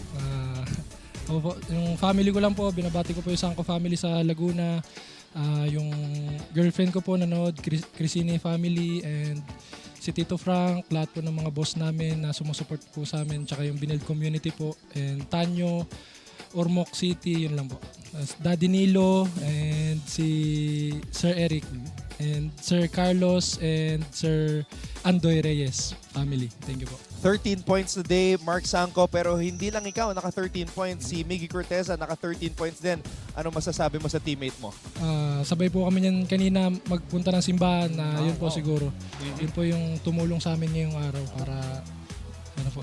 Napakabait na bata. Happy tayo kay Jesus, wag sa kalaban ha. Wag sa kalaban. Congratulations, Mark. Thank you. Punta natin si Diana, nakasama si Miggy Corteza. Thank you po. Thank you po. Anton and Coach Hammer, I am here with Miggy Corteza from the side of the Benilde Blazers. First of all, Miggy, congratulations. You really earned this win. And speaking of earning this win, how does this feel for you considering na ito na yung isa sa mga huli nyong laro para sa eliminations round? For me, I think it's a sign of relief for our team. We've struggled, this season, and the season hasn't panned out the way that we wanted to. But this win really boosts our confidence, and I hope na makakuha pa namin yung last game namin against EA. Alright, now let's talk about naman how both of the teams earlier were playing catch-up games in the first 2 quarters, and it's only in the second half na parang the Benilde Blazers created that bigger lead. What spelled the difference in your team's performance? I think one of the big difference that we in the locker room said to each other just to play our brand of basketball, play together, and wala lang bibitaw. I mean, everyone stepped up. Mark played a good game. Oxon, of course, Migs, Oxon played a good game also. Everyone contributed to this win, and I think it's a very good team win today. Alright, so ito na yung huli ko tanong sa'yo. Ano naman yung parang kailangan naming i-expect from you and the whole Benilde Blazers team going into your last game of the eliminations round and hopefully in the semis? I expect me and my team that we'll just play hard to the final buzzer. Gagawin namin lahat para makuha namin yung mga objectives or goals namin, and expect us to play together, and again yun nga, to play our brand of basketball, which is Benilde basketball. Alright, thank you so much for answering my questions. Now, this is your time para batiin ang lahat ng mga sumusuporta sa'yo at sa buong Benilde Blazers. First of all, I want to thank God for this win today. Binabati ko po yung family ko, Corteza, Ochida, Gonzalez, Antiporda, Cardones, sa mga boss namin, managers na who's unending support sa amin, na Tito Frank, Sir Andoy, Reyes family, Sir Eric Concauco, and Sir Nilo Pacheco, Sir Renji. Salamat sa lahat ng suporta, and sa lahat ng Benilde community na nagsusupport sa amin. Alright, so once again, Miggy Corteza, congratulations on the win. That's it for my questions. Back to you, Anton and Coach Hammer. Thank you very much, Diana. So, I'm not sure if we have a segment coming up right now. Okay, we're gonna hold on that. Let's go to the end game statistics here. 20 assists for Benilde. Bigyan Anton, kasi whenever they pass the ball and make baskets off passes, dyan sila nakakakuha ng momentum. Nakita natin in the second half, especially in the fourth quarter, a lot of extra passes. They were able to go to the flow of their offense and they were able to capitalize on those shots na nakukuha nila galing sa mga pasa. Titignan natin yung bench scoring. Ang laking bagay para sa kanila. Plus 32. Plus 32. Ganun kalaki yun. Grabe. And I think it was that third quarter really which was the turning point when Will Gozum unexpectedly had to go back to the locker room. Biglang uminit, Sanko and Corteza, and then in the fourth quarter, Miguel Ocson just took over. Yun lang naman yan. Perimeter scoring and shot making. Yan ang pinaka-importante, lalong-lalo na bumubuelo papasok sa Final Four ngayon. San Beda is half a game behind the Benilde Blazers. They are now tag-of-war yan sa 3-4 position dahil ang JRU, meron pa silang last game against the Mapua Cardinals. At ito namang Perpetual Altas, they have one more game. I think they would be playing against Arellano. I'm not yet sure kung yun yung last game nila. Mamaya makikita natin sa mga remaining games. Marami pang pwedeng mangyari dyan sa ating Final Four hanggang sa huling araw at huling linggo ng ating elimination round. It seems like every game day there is a huge change with regards to the positioning. As I mentioned earlier, EAC makakalaban pa ng Benilde, and although EAC is no longer in the running for the Final Four, this is still a very dangerous opponent. Exactly, dahil EAC would want to capitalize on this season to propel them for season 100, which they are really gunning and preparing for. It's the final salute also for JP Maguliano and Nat Cosejo. Grabe. Last year na rin ni Nat, no? Last year yes, it's also Nat's last year. Two of their top big guys. And Ralph Robin also. So, three guys. King Bautista na lang ang matitira, pero mapigat din yung mga darating. Toromal, Manlapas, Pagsanhan, at kung sino-sino pang mga nakatago para kay Coach Gerson Cabildes. At mag-usapan natin pagka EAC ang breakdown natin for season 100. Yeah. This is where the players na talagang re-recruit ni Coach Gerson comes in. All right, I did mention we have a segment, so let's go to it right now. It's the Ask Mo segment featuring Perpetual with Christine Saragustin. And that's going to happen when we come back. Right here on GTV.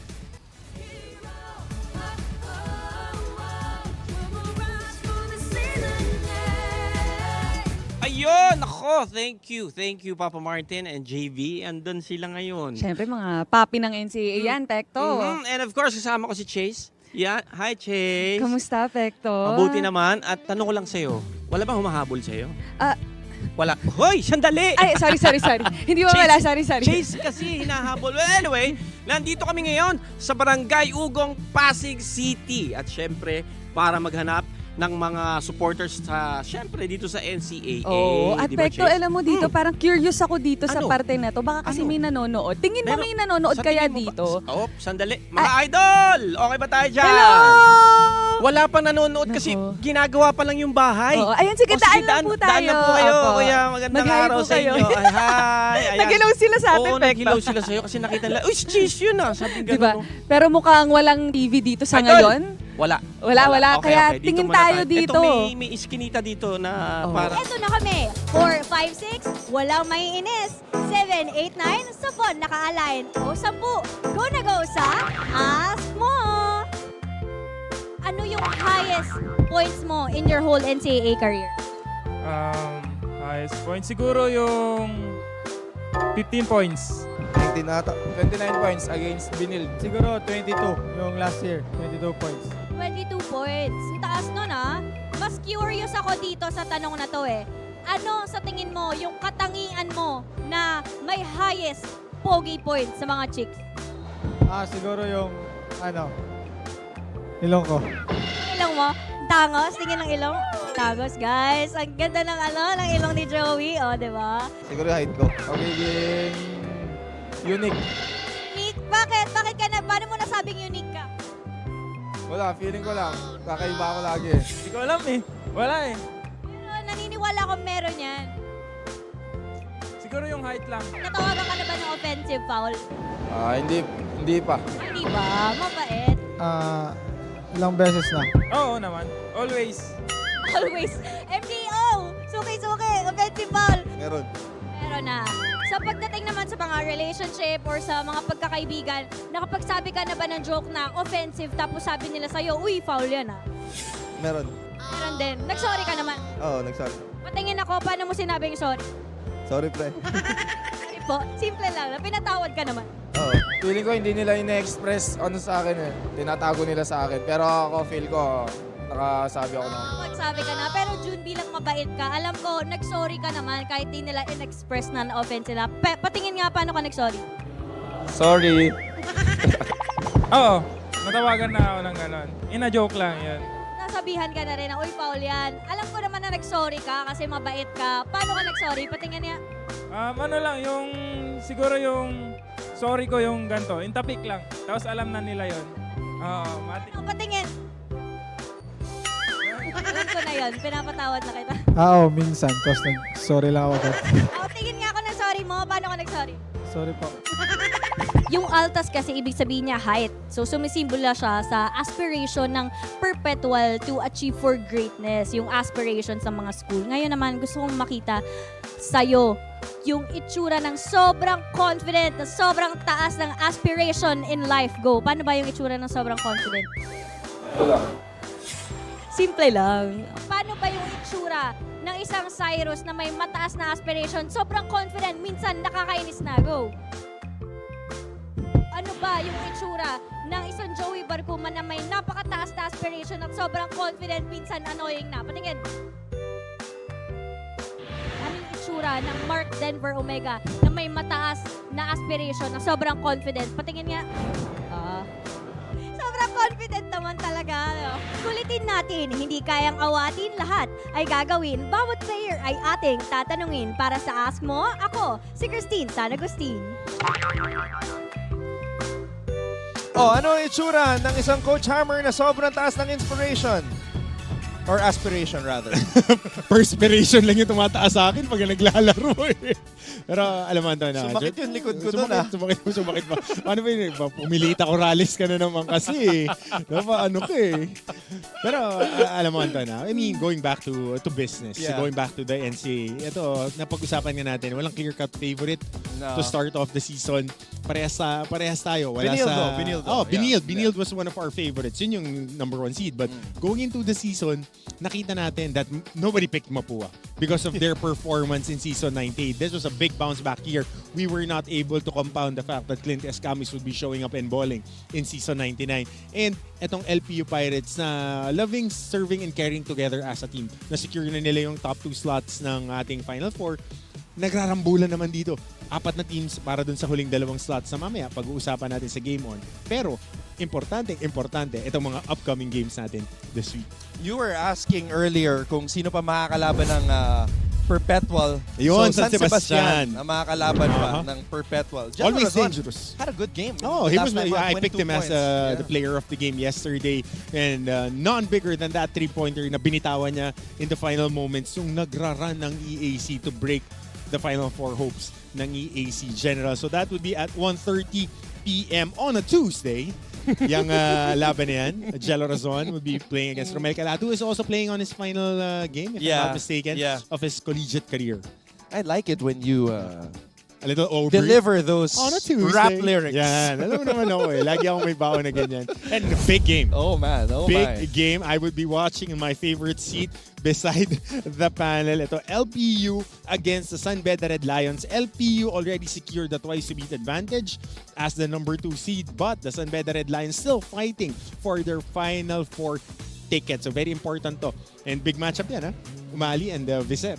But this is not the last game of San Beda because meron pa silang Letran. Oo, meron pang Letran yan on Friday. Mapapakita rin siguro natin yung mga iba pang upcoming games. The grand finale. Oo, and kausap ko si Kurt Reason kanina when during halftime. He was saying that it would be his final game. He's trying to get back on that game para naman yung exit niya from the Letran program with 3 championships. And despite a busted season for him health-wise, ay makapag-showcase man lang siya ng pasasalamat sa buong Letran community. And none bigger than a Letran San Beda matchup. I would love to see him play. Yeah, I would love to see I would. Kurt Reason play. He missed his 5th straight game today. But yes, this Oo. is going to be the last Sunbeda Letran in his life. Exactly. And yung mga rivalry games na yan, that's the memories that you would bring. At yun yung mga ikukwento mo, tulad namin ng mga teammates ko, yan pa rin yung pinagkukwentuhan namin almost 20 years after the fact. Yep. You do it every game. Oo. Dahil, a lot of stories. Dahil yun yung baon namin mga players. The things that happen on the court, this would resonate through generations. Sakto, papasok pa tayo ng season 100 natin. Hey, you got another 50 minutes in you? Come on, of course, of course. When I'm with you, we have the whole afternoon to talk about these things. Dahil mga kapuso, ito nga papasok tayo ng Final Four. Mamaya, sa Game On, hihimay-himayin namin ni Anton Rojas at ang isa pa sa ating mga teammates, si Chase Orozco, will be joining us for Game On to break down. Ano ba ito? Mapintahan natin itong Final Four natin. Papasok week after next. Strengths, weaknesses, X Factor. Join the discussion. Yep. Stay tuned right here on GTV because as my partner here, Coach Hammer, Martin Antonio just said, Game On is happening in just a bit. So stay tuned and keep it right here on GTV. Post-game coverage continues sa aming pagbabalik.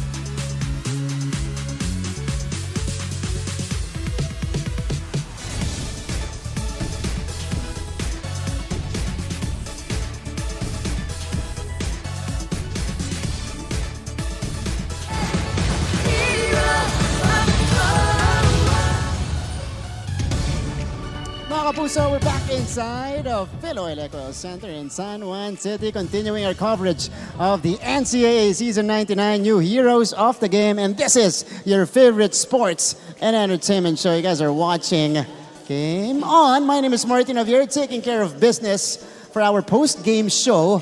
At ngayon po kasama natin dito at the heels of their win, 10th win of the season. Mapua, nanalo kanina kontra San Sebastian, 70-63. Nandito ang kanilang court general, floor general na si Clint Escamis na nagkakaroon na ng fan base dito sa NCAA. Clint, good afternoon. Good afternoon sa inyo lahat.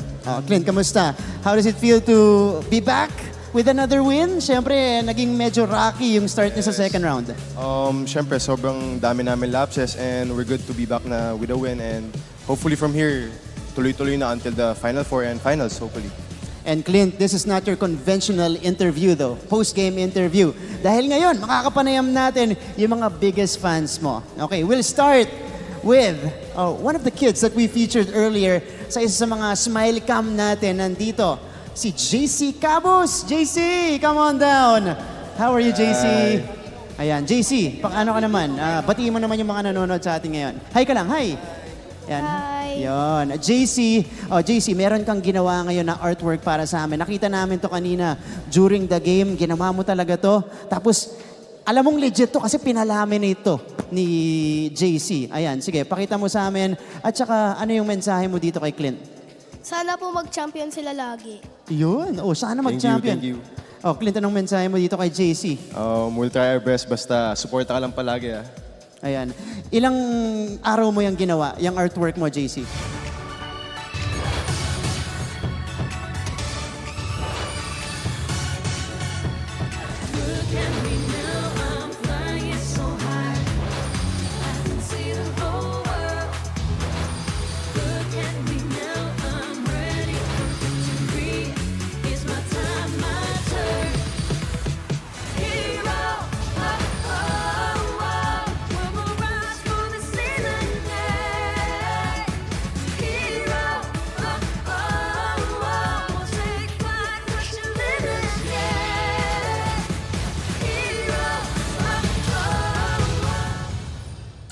Mga kapuso, nagpapatuloy ang ating usapan dito sa Phil Oil Eco Oil Center sa lungsod ng San Juan. This is another edition of your favorite sports and entertainment show. This is Game On. My name is Anton Ras. With us, of course, across the side of the table over there, our resident sports anchor and analyst, and of course, forever NCAA champion, Coach Hammer Martin Antonio. In between us, joining the conversation, NCAA junior anchor Chase Orozco. Chase, how's it going? Well, it's good to be back. Second time here on Game On. And of course, we have our doubleheader today. It was the Arellano Chiefs against the LPU Pirates. And of course, yung kakatapos lang natin na game na, naku, muntik pang may mangyari, Anton, but we're not gonna go in there. It's the College of St. Benilde Blazers and the Colegio de San Juan de Letran Knights. Well, as long as Coach Hammer didn't go in there, he could have. That is way above my pay grade. I would stay on the press box, and I love being there. All right, let's talk about the first game. Congratulations to the entire LPU community. Historic day for them because they booked a twice-to-beat advantage in the Final Four. Ang tanong na lang whether they're going to finish as the number 1 or number 2 seed because both Mapua and LPU still have games remaining.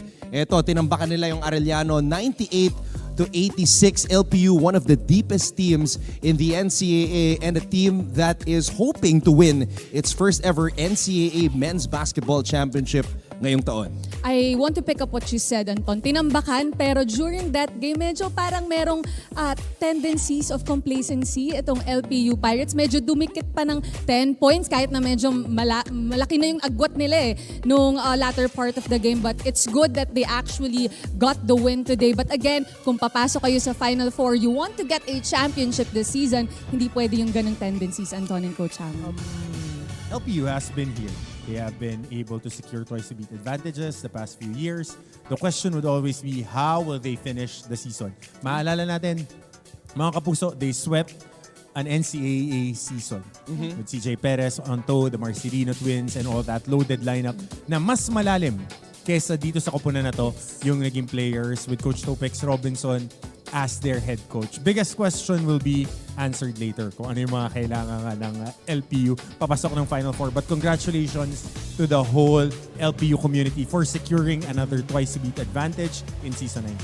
All right, so you and I have been talking about our second game for the past 2 hours. So let's get Chase Orozco's thoughts on our second game today kung saan nagtagumpay ang Benilde Blazers laban sa Letran Knights. Well, it's good to see that everyone is performing to their best of abilities. Pero yung Letran Knights natin, commend lang din natin sila. Although we know na non-bearing na itong game na to, Anton and Coach Hammer for the Letran Knights. But I saw them a while ago. They really tried their best. Again, they fell short. Yun yung story nila for the season 99. But again, this is a rebuilding team. So kudos to the College of St. Benilde. Pero nung nanonood ako kanina, medyo nakikita ko pa rin si Coach Charles na may frustrations pa rin talaga siya dun sa mga players niya na kumbaga easy baskets, ang daming turnovers, na napapakamot si Coach Charles. Di ba? Yun yung ayaw mo maging complacent. Yes. That's why he was coaching as if this was close and they weren't going against a team na wala na sa Final Four contention. So you talked about Letran. We have more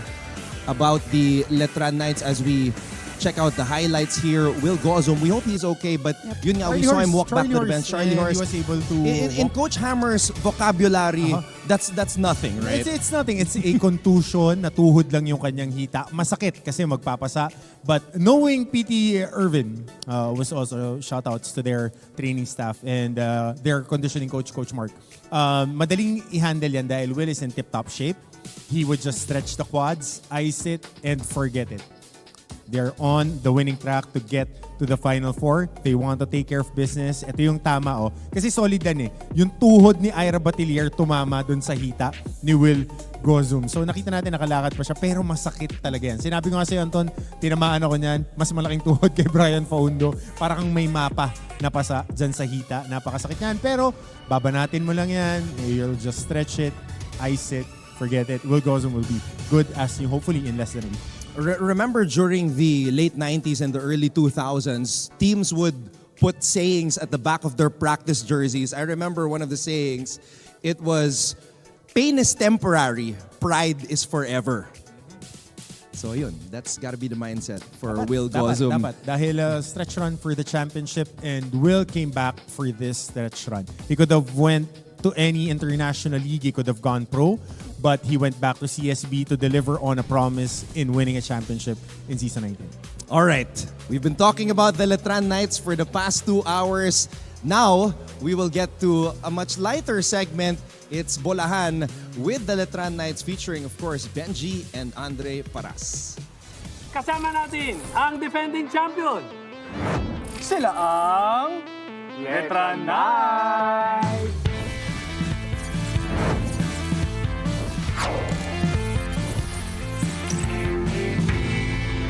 Hanggang dito katabi na kita.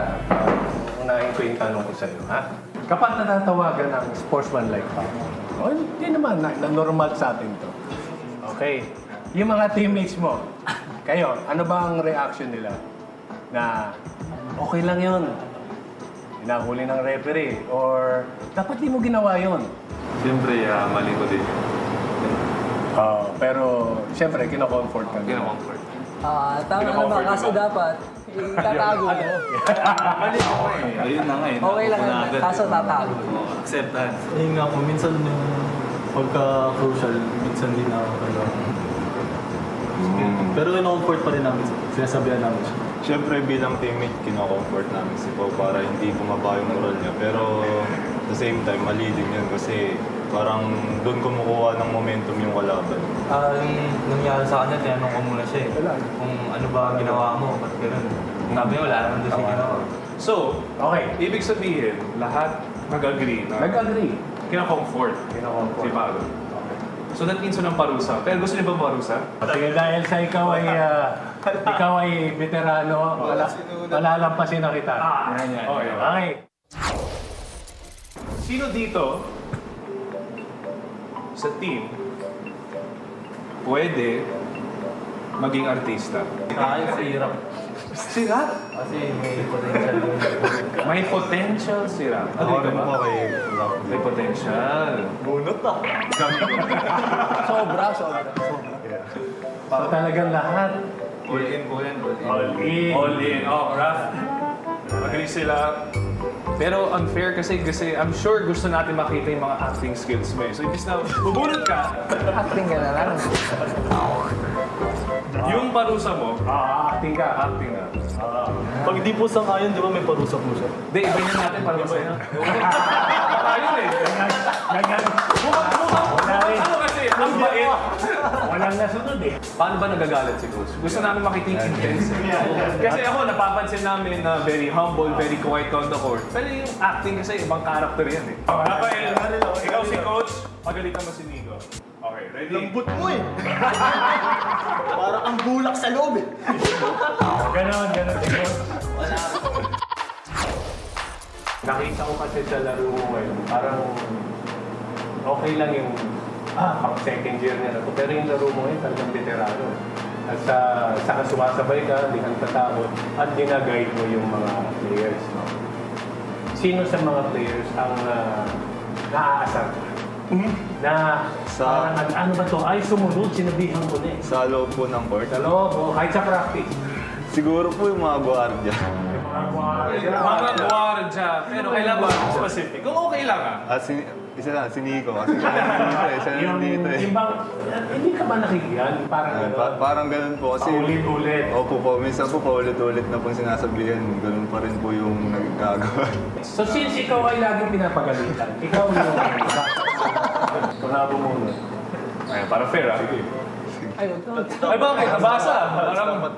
Marami pong followers sa TikTok yan eh. Sikat po sa TikTok. Sikat sa TikTok. Pero bakit siya? Maraming followers. Magaling sumayaw eh. Sumayaw? Grabe sumayaw. So yun talaga yung pinupost niya? Minsan pinapasayaw nga ng coach namin niya kasi magaling sumayaw. Pinapasayaw. Let's go. Parang masaya yung pressure mo. Tingnan mo ako, may short time ko siya. 10 seconds. 10 seconds lang, Papa Bear. Hey!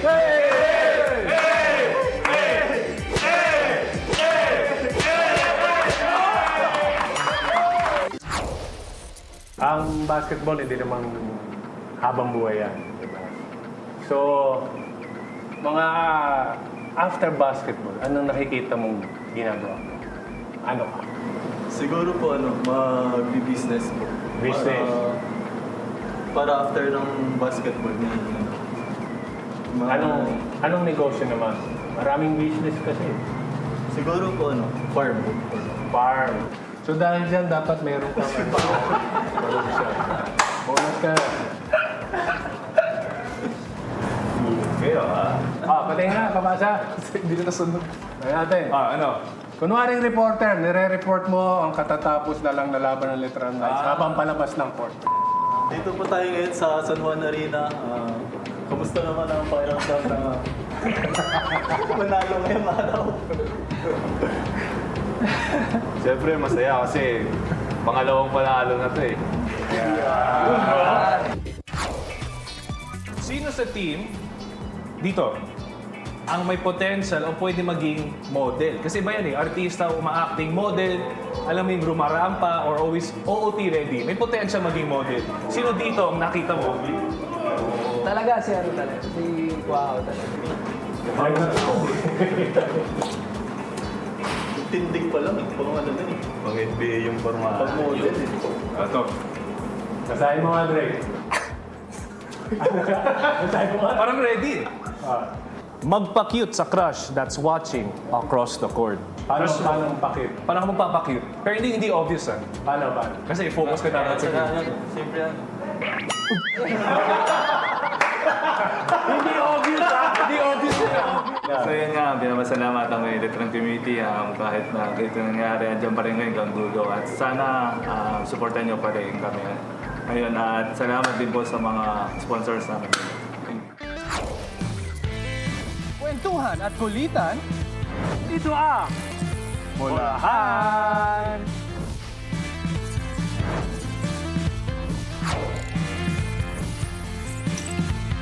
And that was another fun edition of Bolahan with Benji and Andre Paras. But Coach Hammer Martin Antonio is not impressed by the Deo Quahaw flex. Flex naman siya. Okay. Something for the off-season to work on. Period. Yun na yun. Huwag na natin elaborate. Alright, so gaya na sinabi ni Coach Hammer kanina, marami tayong pag-uusapan. We will break down the teams that are in the Final Four and the teams that could still make it. And last time Coach Hammer and I were here, we were with Anne Gabriel. She led us into the break. She did the first ever junior anchor game on. So Chase, I mean, it's your turn now. Okay, so magbabalik kami mga kapuso. Huwag kayong aalis. Dito lang yan sa Game On!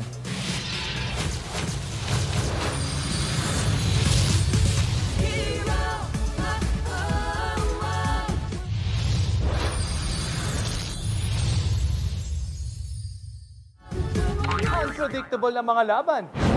Walang tigil na kulitan. Dito lang yan. Bolahan!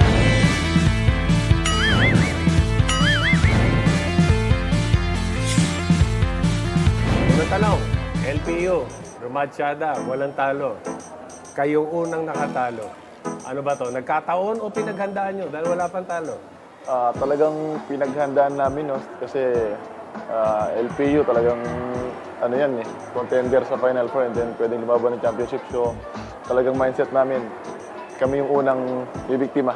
EAC General, ibig sabihin leader yan Nakikita ko naman, every game, yung leadership mo.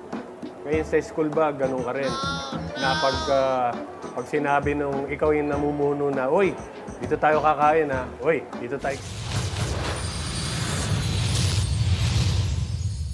Mga kapuso, nagbabalik po tayo sa ating post-game coverage dito sa Game On. At gaya ng sinabi ko kanina, we have our NCAA Early Final Four breakdown dahil nasa huling linggo na po tayo ng elimination round.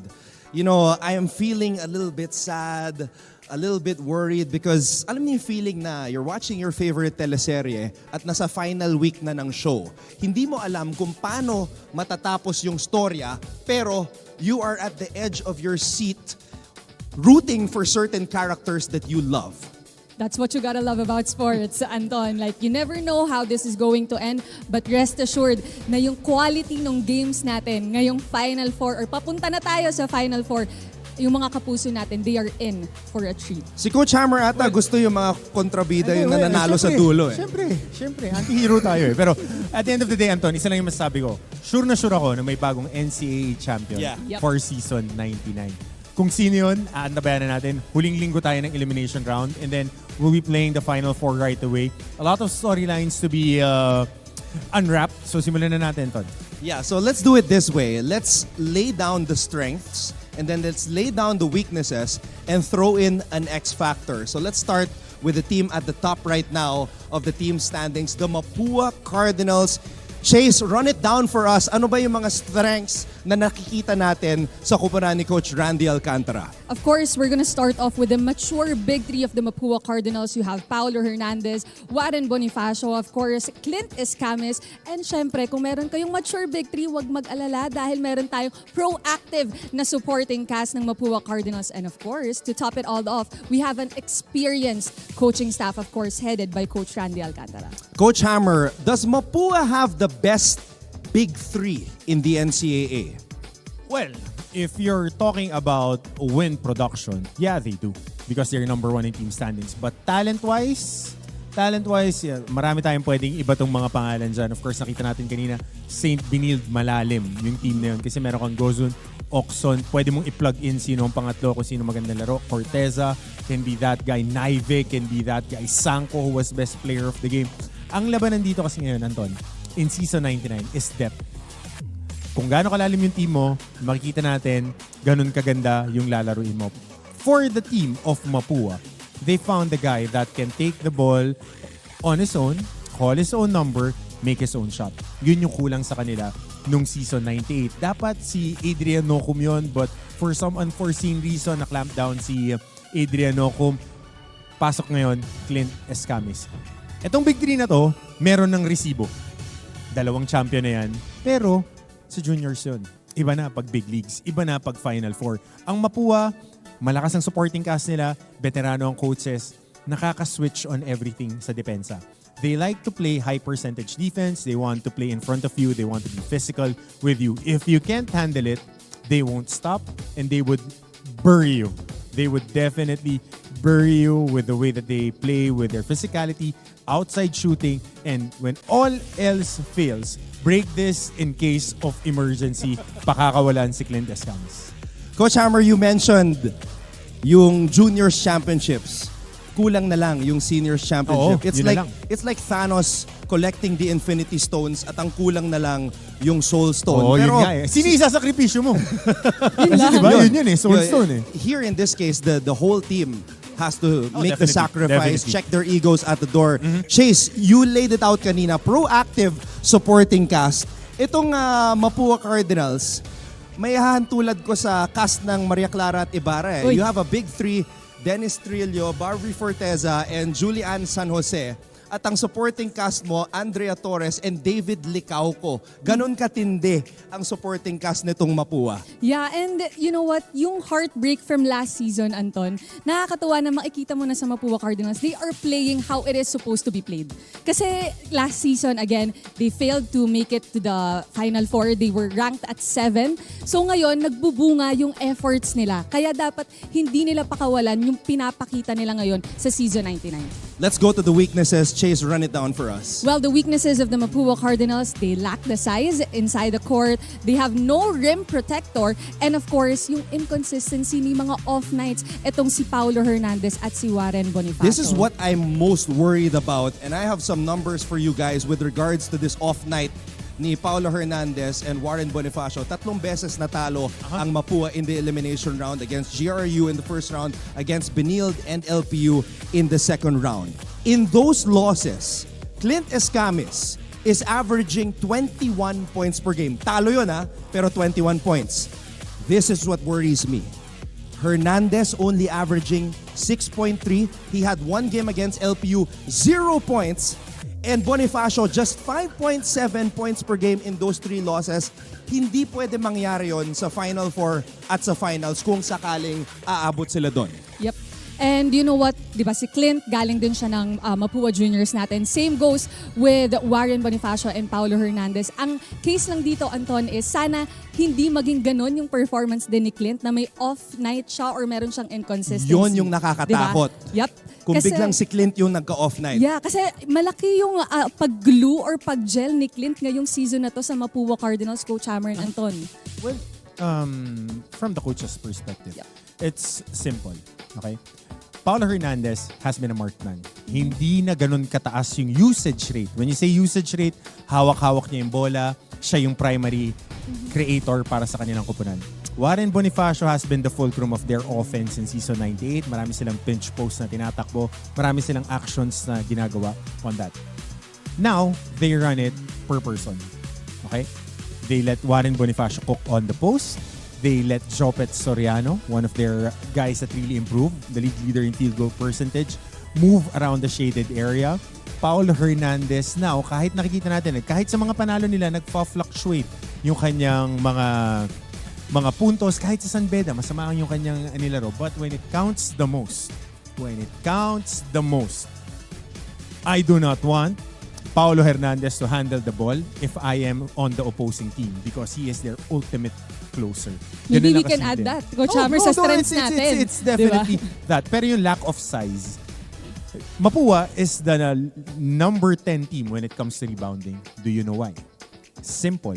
They play the passing lanes. They have Cuenco, Recto, and Escamis functioning as a pressure cooker pagdating sa mga ball handlers. Hindi na nakakatira yung mga kalaban. Mababang possessions. Yan ang importante for Mapua for them to win a championship. They need to limit the pace. They need to play within their system. And the guys should be able to defend. Dahil depensa ang puhunan ng kupunan na to. Pag ikaw tumiklop ka sa depensa ng Mapua, yari ka. Alright, very quickly before we move on to the next team, X Factor. Rosilio. Peter Rosilio okay. Gave the look that Coach Randy wants for the squad.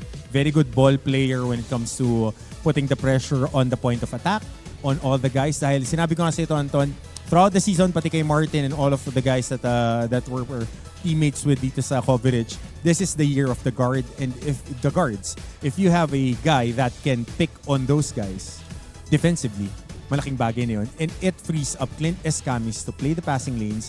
And si Cuenco and Recto, again, malaking bagay yung dalawang yun eh. As role players, they give you a different look for Mapua. All right, interesting. He chose a rookie as an X Factor. Chase, run it down. The next team, what are the strengths of the LPU Pirates? Of course, the LPU Pirates, nakita natin sila ngayong araw. Their strengths, high-octane na offense. We're talking about their quick, aggressive plays and their fast transition between offense and defense. You have their deep lineup. Kahit na sinong bunutin ni Coach Gilbert Malabanan, kayang lumaban sa loob ng court. And of course, when you talk about LPU, you're talking about selflessness. Walang ego itong mga players ni Coach Gilbert. Number 1 in scoring, number 1 in fast break points, number 1 in assists, and number 1 in points in the paint. This is the best offensive team in the NCAA. And what makes this so interesting is that they don't have that clear-cut scorer. There is no player that you can label as professional scorer / bucket getter / give him the ball in the end and he will deliver. Walang player na ganon yung LPU. And guess what? That's what Coach Gilbert Malabanan loves about it. On any given day, you don't know who's gonna show up and be the star in his own movie. So, I would just retract. They're the best offense. Okay, tayo nakikita natin yung mga shoot. Pag tinignan natin ang stats, they are the number 1 team when it comes to scoring. 82.13 points a game. Kanina, they scored 98 points in regulation. Napakalaki niyan. But, if you look at it, the way that Coach Gilbert looks at it, they are the best defensive team that we have. They generate points off turnovers. Pag nagtapon ka ng bola sa LPU, tumatakbo na sila sa kabilang court. Papunta sa kanilang front court, tulad niyan, mga dunks ni Enoch Valdez. They play the passing lanes better than anybody. Even the more athletic Perpetual Help Altas, even the defense of Mapua. Magaling maglaro sa passing lanes itong LPU. It generates offense for them. they are a very simple team when it comes to their half-court sets. They like hitting the post with Sean O'Malley, snap action. Pagdating doon, they have the shooters in Bravo, Guadagna, Montaño, and they have energy guys in Peñafiel and si Villegas. Ang number one strength ng LPU, yung makina nila. Their engine is non-stop.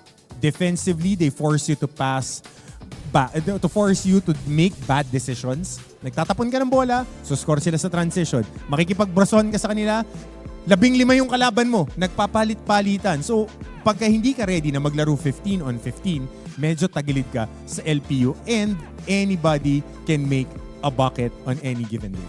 Weaknesses, Chase. What do we have dito sa LPU Pirates? Their weaknesses, Anton, poor free throw shooting, lack of emphasis on defense, and yung gentle giant natin, medyo may temper tong si Sean O'Malley. And puntahan lang natin yung una nating point, no? Yung poor free throw shooting, most of our games, not all, medyo yung mga deficit natin, Anton and Coach Hammer, 1 point, 2 points, 5 points. Pero if yung mga teams natin nagagawa nilang free throw shots, di ba, easy shots supposedly, yung chances na mag-OT or mapanalo nung game, yung game na yun for that team, sayang. Let me put it into perspective. LPU, prior to today's game, because we don't have the stats right now after the first game, they missed a total of 143 free throws. Imagine if you can get all of those free throws back. Ang dami nun. 143 missed free throws, only shooting 63.2% from the line. That is their Achilles heel. But this is what worries me the most about the Pirates, O'Malley's temper. I have never seen a guy ejected while in the middle of shooting 2 free throws in a game. Diba? October 8, he was on the free throw line. First free throw, done. Talking with Dami Contapay, technical foul, pinalabas siya ng game, ejected because he committed an unsportsmanlike foul prior to that happening. I don't know, man. You've been in basketball for such a long time. I have never seen a guy get ejected. I've been thrown out of the game numerous times from different occasions and different leagues, but I don't want to go into that. Alam niyo na yan, kaya mga referee love na love ko. But at the end of the day, Sean O'Malley learned this lesson. Okay? He is a guy that is the anchor of this LPU defense. Kaya nakakalaro ng paano ko ba ito sasabihin in terms na maganda pakinggan? Nakakagamble sa depensa ang LPU dahil maganda yung backline nila. Kaya mag-wall up ni Sean O'Malley sa mga guards pagka nagkakaroon ng pick and roll switches. Kayang dumepensa ng rim ni Sean O'Malley and he's one of the better shot blockers natin in the NCAA. His temper will be on check dahil ito na ang pagkakataon ng LPU to secure the championship and Sean O'Malley has a big responsibility not only to the LPU community, but more importantly, to his teammates and to their dad, Coach Gilbert Manaban.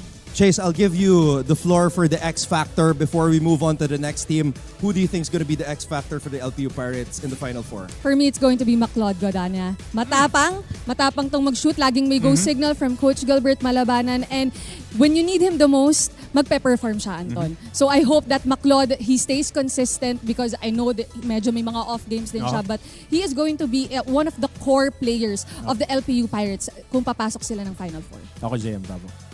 I'm a believer. I knew you were gonna slide that in. JM Bravo.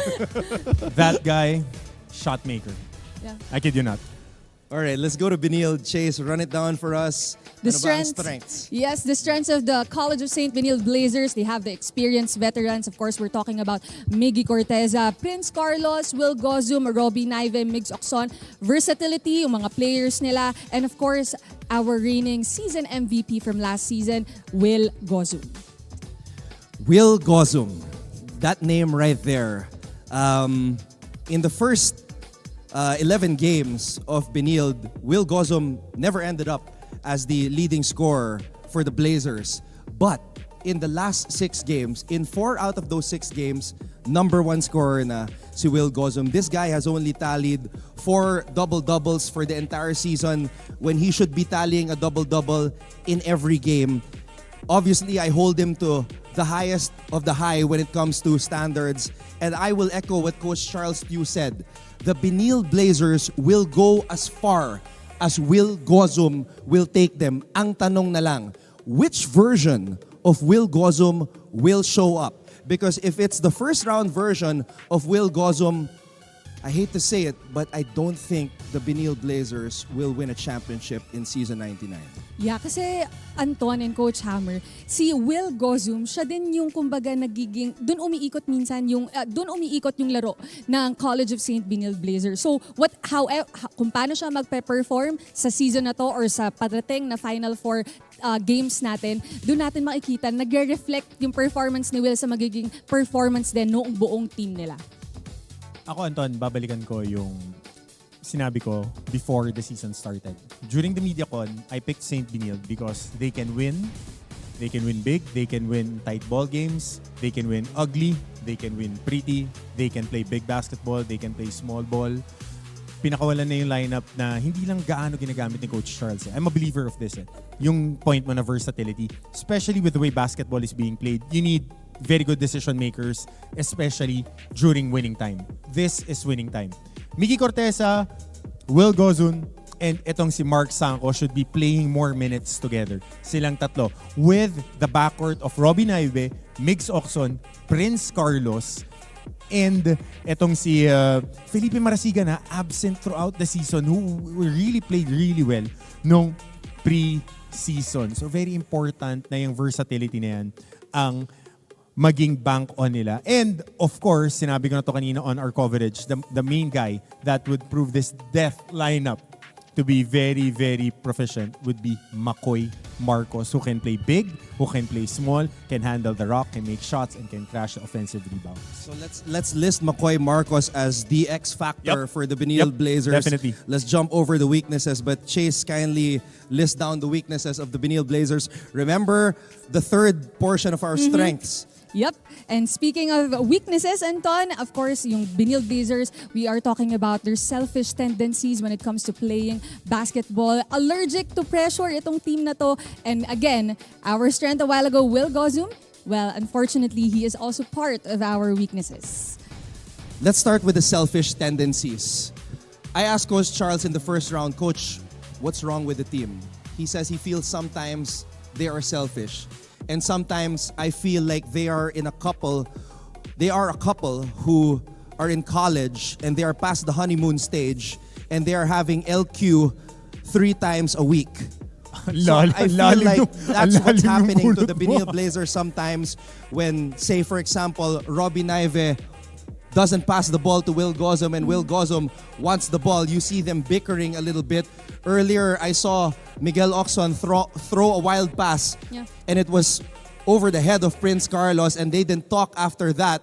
Those are the selfish tendencies and reactions that we sometimes see from the Blazers that worry us because we don't want to see a team that has so much potential fall short of their goal of reaching their potential, and that is why we are speaking like this. Yeah, medyo kamot ulo yun, Anton, ha? Kasi supposedly, yung chemistry nila at this point of the season or they've been playing together for how many years now, dapat yung mga ganun mabilis nilang napag-uusapan, mabilis i-shake off. Di ba katulad nung pasa ni hindi na pasa ni Oxon kay Prince Carlos, they've been together for how many seasons now. So you would have expect na mature na yung paghanda nila sa mga ganong klaseng play or games. Allergic to pressure. Case in point, Game 3, you had the crowd advantage.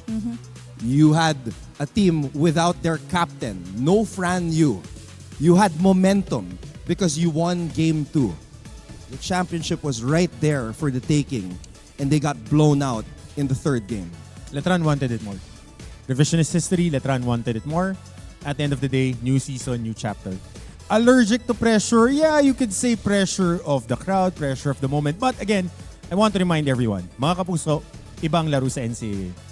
The physicality of this game, it's not a contact sport. It's a collision sport. Ang nilalaro ng St. Benilde, they play a pretty brand of basketball. They like to run patterns, they like to run reads, they short roll, they read where the help is coming, and that's when they react. Pag nagiging physical yung laro, and it also goes with San Beda and JRU na pag-uusapan natin mamaya, pag nagiging physical yung laro, dun nagbabago yung tema. Kasi yung top 2 teams natin, Mapua is very, very physical. LPU, you can't call them dirty because they just play a physical brand of basketball that is in your face. So yan yung question. Kaya nyo ba yung physicality ng Final Four? All right, so I was here with Chase the last time and we were talking about Benilde. I asked you, Chase, is it championship or bust in your mind? You said yes. I also believe so. Now I will throw the question to you. Championship or bust for the Benilde Blazers? Every year is a championship or bust year. Especially the standards. No, Anton, I played for a championship winning team. So that's the standard. Kaya nakikita nyo yung mga alumni ng Letran, alumni ng San Beda, they are always holding their teams accountable to that standard. You want to contend every year, you want to win a championship. So for Benilde now, their preseason number 1, it's championship or bust. Yeah, speaking of high standards, I hold Benilde to a high standard, the same standards that I have for my women of choice. So, but that's besides the point. So let's move on to the next team. San Beda University. Chase, what are our strengths? Yep, for San Beda University, we have the superb shooting, yung size ng mga players sa loob ng court, and their discipline on defense, which prevents, of course, the opponents from scoring sa ating laro. Superb shooting. Grabe yung pinapakita ng San Beda. 30% from beyond the arc. That's just insane. Number 1 team when it comes to perimeter points. And I think that they have, when it comes to the highlights, the most highlights of degree of difficulty through the roof shots. And you're seeing it here from the King Lion, Jacob Cortez. I just love it when I see him hit those shots. Hindi nakaayos yung kanyang mga paa, falling down and making his dad, who rarely smiles, smile like he's about to open 6 presents from his favorite family members on Christmas Day, Mike Cortez. My goodness.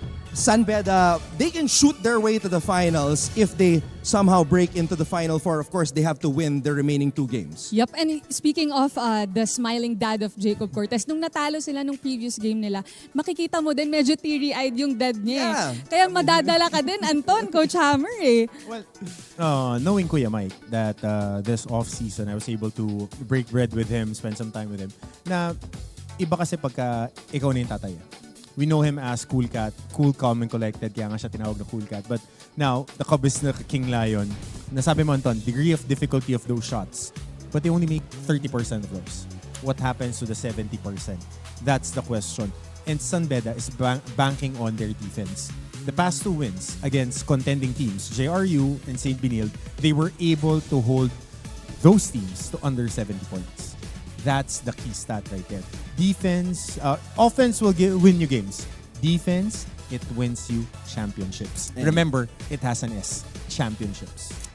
And they are number 1 in points allowed. Only, you said 70, they only allow 67.5 Yep, points number 1 per defensive game. team, but I think it's LPU, the number 1 defensive team. And I think this stat right here is overlooked, ha? Yung points allowed ng San Beda, number 1 sila. Saka kasi ang tinitignan ng coaches dyan, Anton, it's not only the sheer number of points allowed, it's the point differential. San Beda had wins that are very tight. Kahit dito sa buong season natin hindi naman uso ang tambakan in season 99. Dikit na dikit yung mga laban natin. So, San Beda has been tested a lot of times dun sa mga endgame na yun din yung nangyayari. They were one stop away from getting that win against Arellano. They were 1 rebound away from getting that win against Mapua. They were 1 box out away from getting the win against Perpetual. Yung mga ganong really big plays, RBPs, kung tinatawag ng mga coaches on their hard stats, that determines if you can move forward or will you be held back by the little things. Again, the little things add to big things. Kaya yun yung mga tinitignan ni Coach Yuri Escueta and his staff. When San Beda was winning all of those championships, as Coach Hammer has stressed, they were a very different team from the team that they are today. Yeah. Some of their weaknesses, we brushed on this sa ating mga previous Game On episodes. They're young. Jacob Cortez is young. James Payosing is a sophomore. Jomel Puno is a rookie. They've got no post threat. And during the Frankie Lim years, they were the top team in transition. They are dead last in fast break points. This is shocking to me. 5.9 fast break points per game. Just 10.1 turnover points per game. This is not the San Beda that won those championships. So how can they win with this different kind of basketball? Okay, Anton.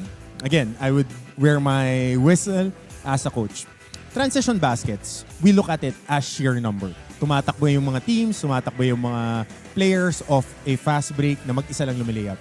Okay, there is such a thing as a secondary break na bumababa yung mga players, nakaset na yung depensa, and then the flow of the offense goes through after the initial attack. That's the secondary break. Kadalasan, dahil ang opensa na tinatakbo ng St. Benilde, ng JRU, at ng San Beda will want to open up actions coming from the flow east to west. Para sa mga kapuso natin, mula sa kanan papunta sa kaliwa.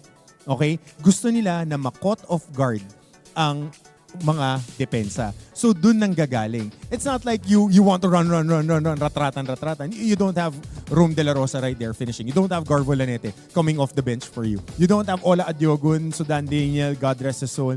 That would control the boards. This is a different type of basketball we're watching. If you guys were watching the World Basketball Championships, the team that won the championship was not a fast-breaking team. They were capitalizing on secondary breaks and execution. Yung dalawang team na pumasok ng finals, it's all about the screen game, it's all about the two-man game and how you read as a roller. You said the World Basketball Championships. I was there with Andre Felix eating some steak and ice cream. So shout out to Andre Felix. Thank you very much, my friend. Okay, X Factor, I'll throw it in. Jomel Puno. Okay, I'll give the X Factor here. I think he's the only player in the NCAA who's 6'6", able to do what he does. And I'm a little bit biased He's because not 6'6". He's 6'7". He's what? He's 6'7". He's not 6'6". Okay. Alam ni Coach Hammer. And hopefully he'll even grow to 6'8". I'm listed 6'5". Ganito kalaki si Jomel. And Lamelo Ball daw, favorite player niya. He's my favorite player as well. So hopefully Can I he can throw play my a little bit X-Factor of point guard in the future. Okay, really quick because we have to go to the next Peter team. Alfaro. Peter Alfaro. Their team captain. JRU, Chase, ano ba ang strengths nita? JRU strengths, alam na alam natin to. Physicality, napaka-physical maglaro nitong JRU Heavy Bombers. Their play-making decisions and of course, their points in the paint. Third in the league when it comes to points in the paint, 36.1. But man, when it's good for JRU, it's really good. But when it's bad, it's really bad. And that was what happened in that crucial game yesterday morning against San Beda. Well, I watched the game. I watched the game yesterday. I was here. The important thing about that game was they didn't impose their physicality. We know JRU as a physical basketball team. We know them to take away your focus dahil iniisip mo yung tatanggapin mo ng bangga. They're playing physical but not outside the rules. Simple as that. Basketball is a very physical collision sport. So dapat ready ka. Yesterday, nag-basketball sila. Sinabayan nila ng execution yung San Beda and si Ray De La Rosa lang talaga yung nag-impose ng physicality niya with the guards of San Beda. So yun yung tinitignan natin. Especially, they would be playing for their lives back against the walls. Yep. Against Mapua. And to add to that, Anton and Coach Hammer, yung pagiging physical kasi nila, yan minsan din yung, in a way, nagiging weakness nila sa mga pag-officiate ng mga referees natin, which in turn, di ba, medyo si Coach Louie eh. Pero, alam mo, Chase, I want to go to that discussion. At the end of the day, I would quote one of the best coaches that I know, Coach Louie Alas. Tinanong ko sa kanya, Coach, paano gumagana yung pressure? Umarmbar ka, bumangga ka kung kailangan gawin mo lahat ng kailangan mong gawin to prevent the guy to create shots. Pag tumawag ng foul ang referee, adjust. Pag walang tawag, ibig sabihin legal, good. Bumangga ka ng bumangga hanggang magsawa ka, pero pag tinawagan, adjust ka. Let's just put it this way. If physicality and playmaking is JRU's strengths, and they didn't have it, they are not gonna win. And that is why they lost against San Beda yesterday morning. But they're not out yet in the Final Four race. Chase, ano ba ang mga weaknesses ng kupunan ni Coach Louie? Well, they are very prone to turnovers, Anton and Coach Hammer. They are also prone to making fouls. At of course, wala silang no true center itong JRU Heavy Bombers natin. Gone are the days where they had James Sena, no more Abdel Patucci, no more Abdul Razak, Abdul Wahab. So this is a small JRU team that has no true center, no rim protector. Will that be enough that they have talented guards and bombs away shooters to make it far into this season? Alam mo, Anton, yung rim protector overrated na term. I mean, this is for me. I played power forward when I was in college. It's overrated. Says the guy who played with Sam Ekwe. No. Kasi, alam mo, that's one thing. You have a rim protector, but the floor defense dictates it. Napanood natin ang JRU playing on-ball defense, playing tendencies of the guys that they're playing against. They took away strengths of their opponents. They were one of the teams that really packed the paint. Ayaw nilang paatakihin yung mga kalaban nila, binablokan nila yung mga dadaanan, and on-the-screen action, PNRs. Dahil uso yan. Lahat ng mga coaches magtatakbo ng kung ano-anong plays, babagsak yan sa isolation or sa pick and roll. JRU was one of the teams to start the season to be very efficient when they're playing that pick and roll. Yan ang trademark ni Coach Luis Gonzalez. He knows how to play defense. Ang nangyayari lang ngayon is their on-ball defense is in trouble. Dahil naaatakihan sila. We saw it yesterday with Jomel Puno, James Payosing really putting the pressure on the defense ng JRU. Chase, we'll give you the last one before we talk really quickly about Perpetual, because although they're still in the running, it's going to be very hard for them to make it to the Final Four. Sino ang nakikita mong X-factor dito sa JRU? Well, Anton, I like players na tahimik lang pero napapakita sa laro o sa aksyon nila yung totoong basketball. And I'm talking about AJ Miranda. Hindi ko siya nakikitang nag-flex or whatever, nagpo-posing or something nako. parang may nagtinginan kami ni Coach Hammer when we heard the word flex. Pero si Lumaki AJ, naman siya. Lumaki naman ng konti. Yeah. Lumaki naman ng konti. siguro makikita mo lang kay AJ baka yung kilay lang niya kasi very yung kilay ni AJ. Pero you see him play well this season, and yeah, I think he's going to be the X factor for the JRU Heavy Bombers. How about you guys? Man, I was just so sad yesterday because AJ Miranda, he's the player who holds the record for most points scored in a single game this season, 31 points. Siya pa lang yung nakaka-30 this season. But yesterday, against San Beda, he dropped the ball. And it was just so sad for me to see one of the best players in the NCAA not perform in the most important game of the season. Again, you're the best player. James Payosing, Peter Alfaro, and Jomel Puno took turns defending AJ Miranda. We gotta give credit where credit is due. AJ was able to get into his sweet spots, kaya lang nandoon yung depensa. Ganun talaga. Best players will be defended. Next guy up. Next guys need to step up. Yan ang kailangan ng JRU to make the Final Four. And that's why coaches always say great players will find a way no matter what the defense throws at them. Very quickly, guys, Perpetual, because with all due respect, although it's not in their hands anymore. Chase, what can you say about Perps' chances to make it to the Final Four? Sneak in, make the greatest comeback ever. This is Rocky Balboa against Clubber Lang in Rocky 3. Okay. Well, Perpetual, they are a sight to see. Lalo na ngayong round 2, nakita natin, merong help ni Scotty Thompson sa Perpetual ngayon. And I think what they need to do is to just really stick to what the coaches say. Kasi minsan nawawala sila dun sa laro nila eh. Pero kung babalik sila at makikinig sila dun sa mga coaches nila, of course you have their coaches, their Scotty also, feeling ko may chance pa to eh. And alam niyo yung thrill dito sa NCAA, again, you'll never know kung sino ang pwede pang pumasok sa Final Four. Yun yung excitement na tingin ko, excited din yung mga kapuso natin eh. Ako, ito lang kailangan gawin ng Perpetual. Panalo nila yung next game nila at magdasal sila ng matain team na matalo ang JRU, matalo ang San Beda ng 2 beses. Di lang dasal, coach. Novena. Oo, yun ang kailangan nila. Dahil kung sa Lucky 9, ang hawak nila, 2 at alas lang. Spoiler alert. So when we started this discussion, I said dahil palapit na nga tayo sa dulo ng elimination round, it's like the final week of your favorite teleserye. Maria Clara at Ibarra, sa mga hindi pa nakakanood, turn this off right now or don't listen because this is the ending right here. Namatay po si Crisostomo Ibarra, namatay si ano ba yan, Maria Clara. Simon na pala siya noon. Baka hindi. Pero! ano yung pero mo? Nabuhay pa sa dulo! Pre! Nag-reincarnate, multiverse. So this is what Perpetual has to do. Perpetual has to somehow, you know, get revived and come back and return to this Final Four picture. If they do this, this is gonna be the biggest comeback in NCAA history. What a storyline also, Anton and Coach Hammer, if that happens. Ayan, malalaman natin yan next week.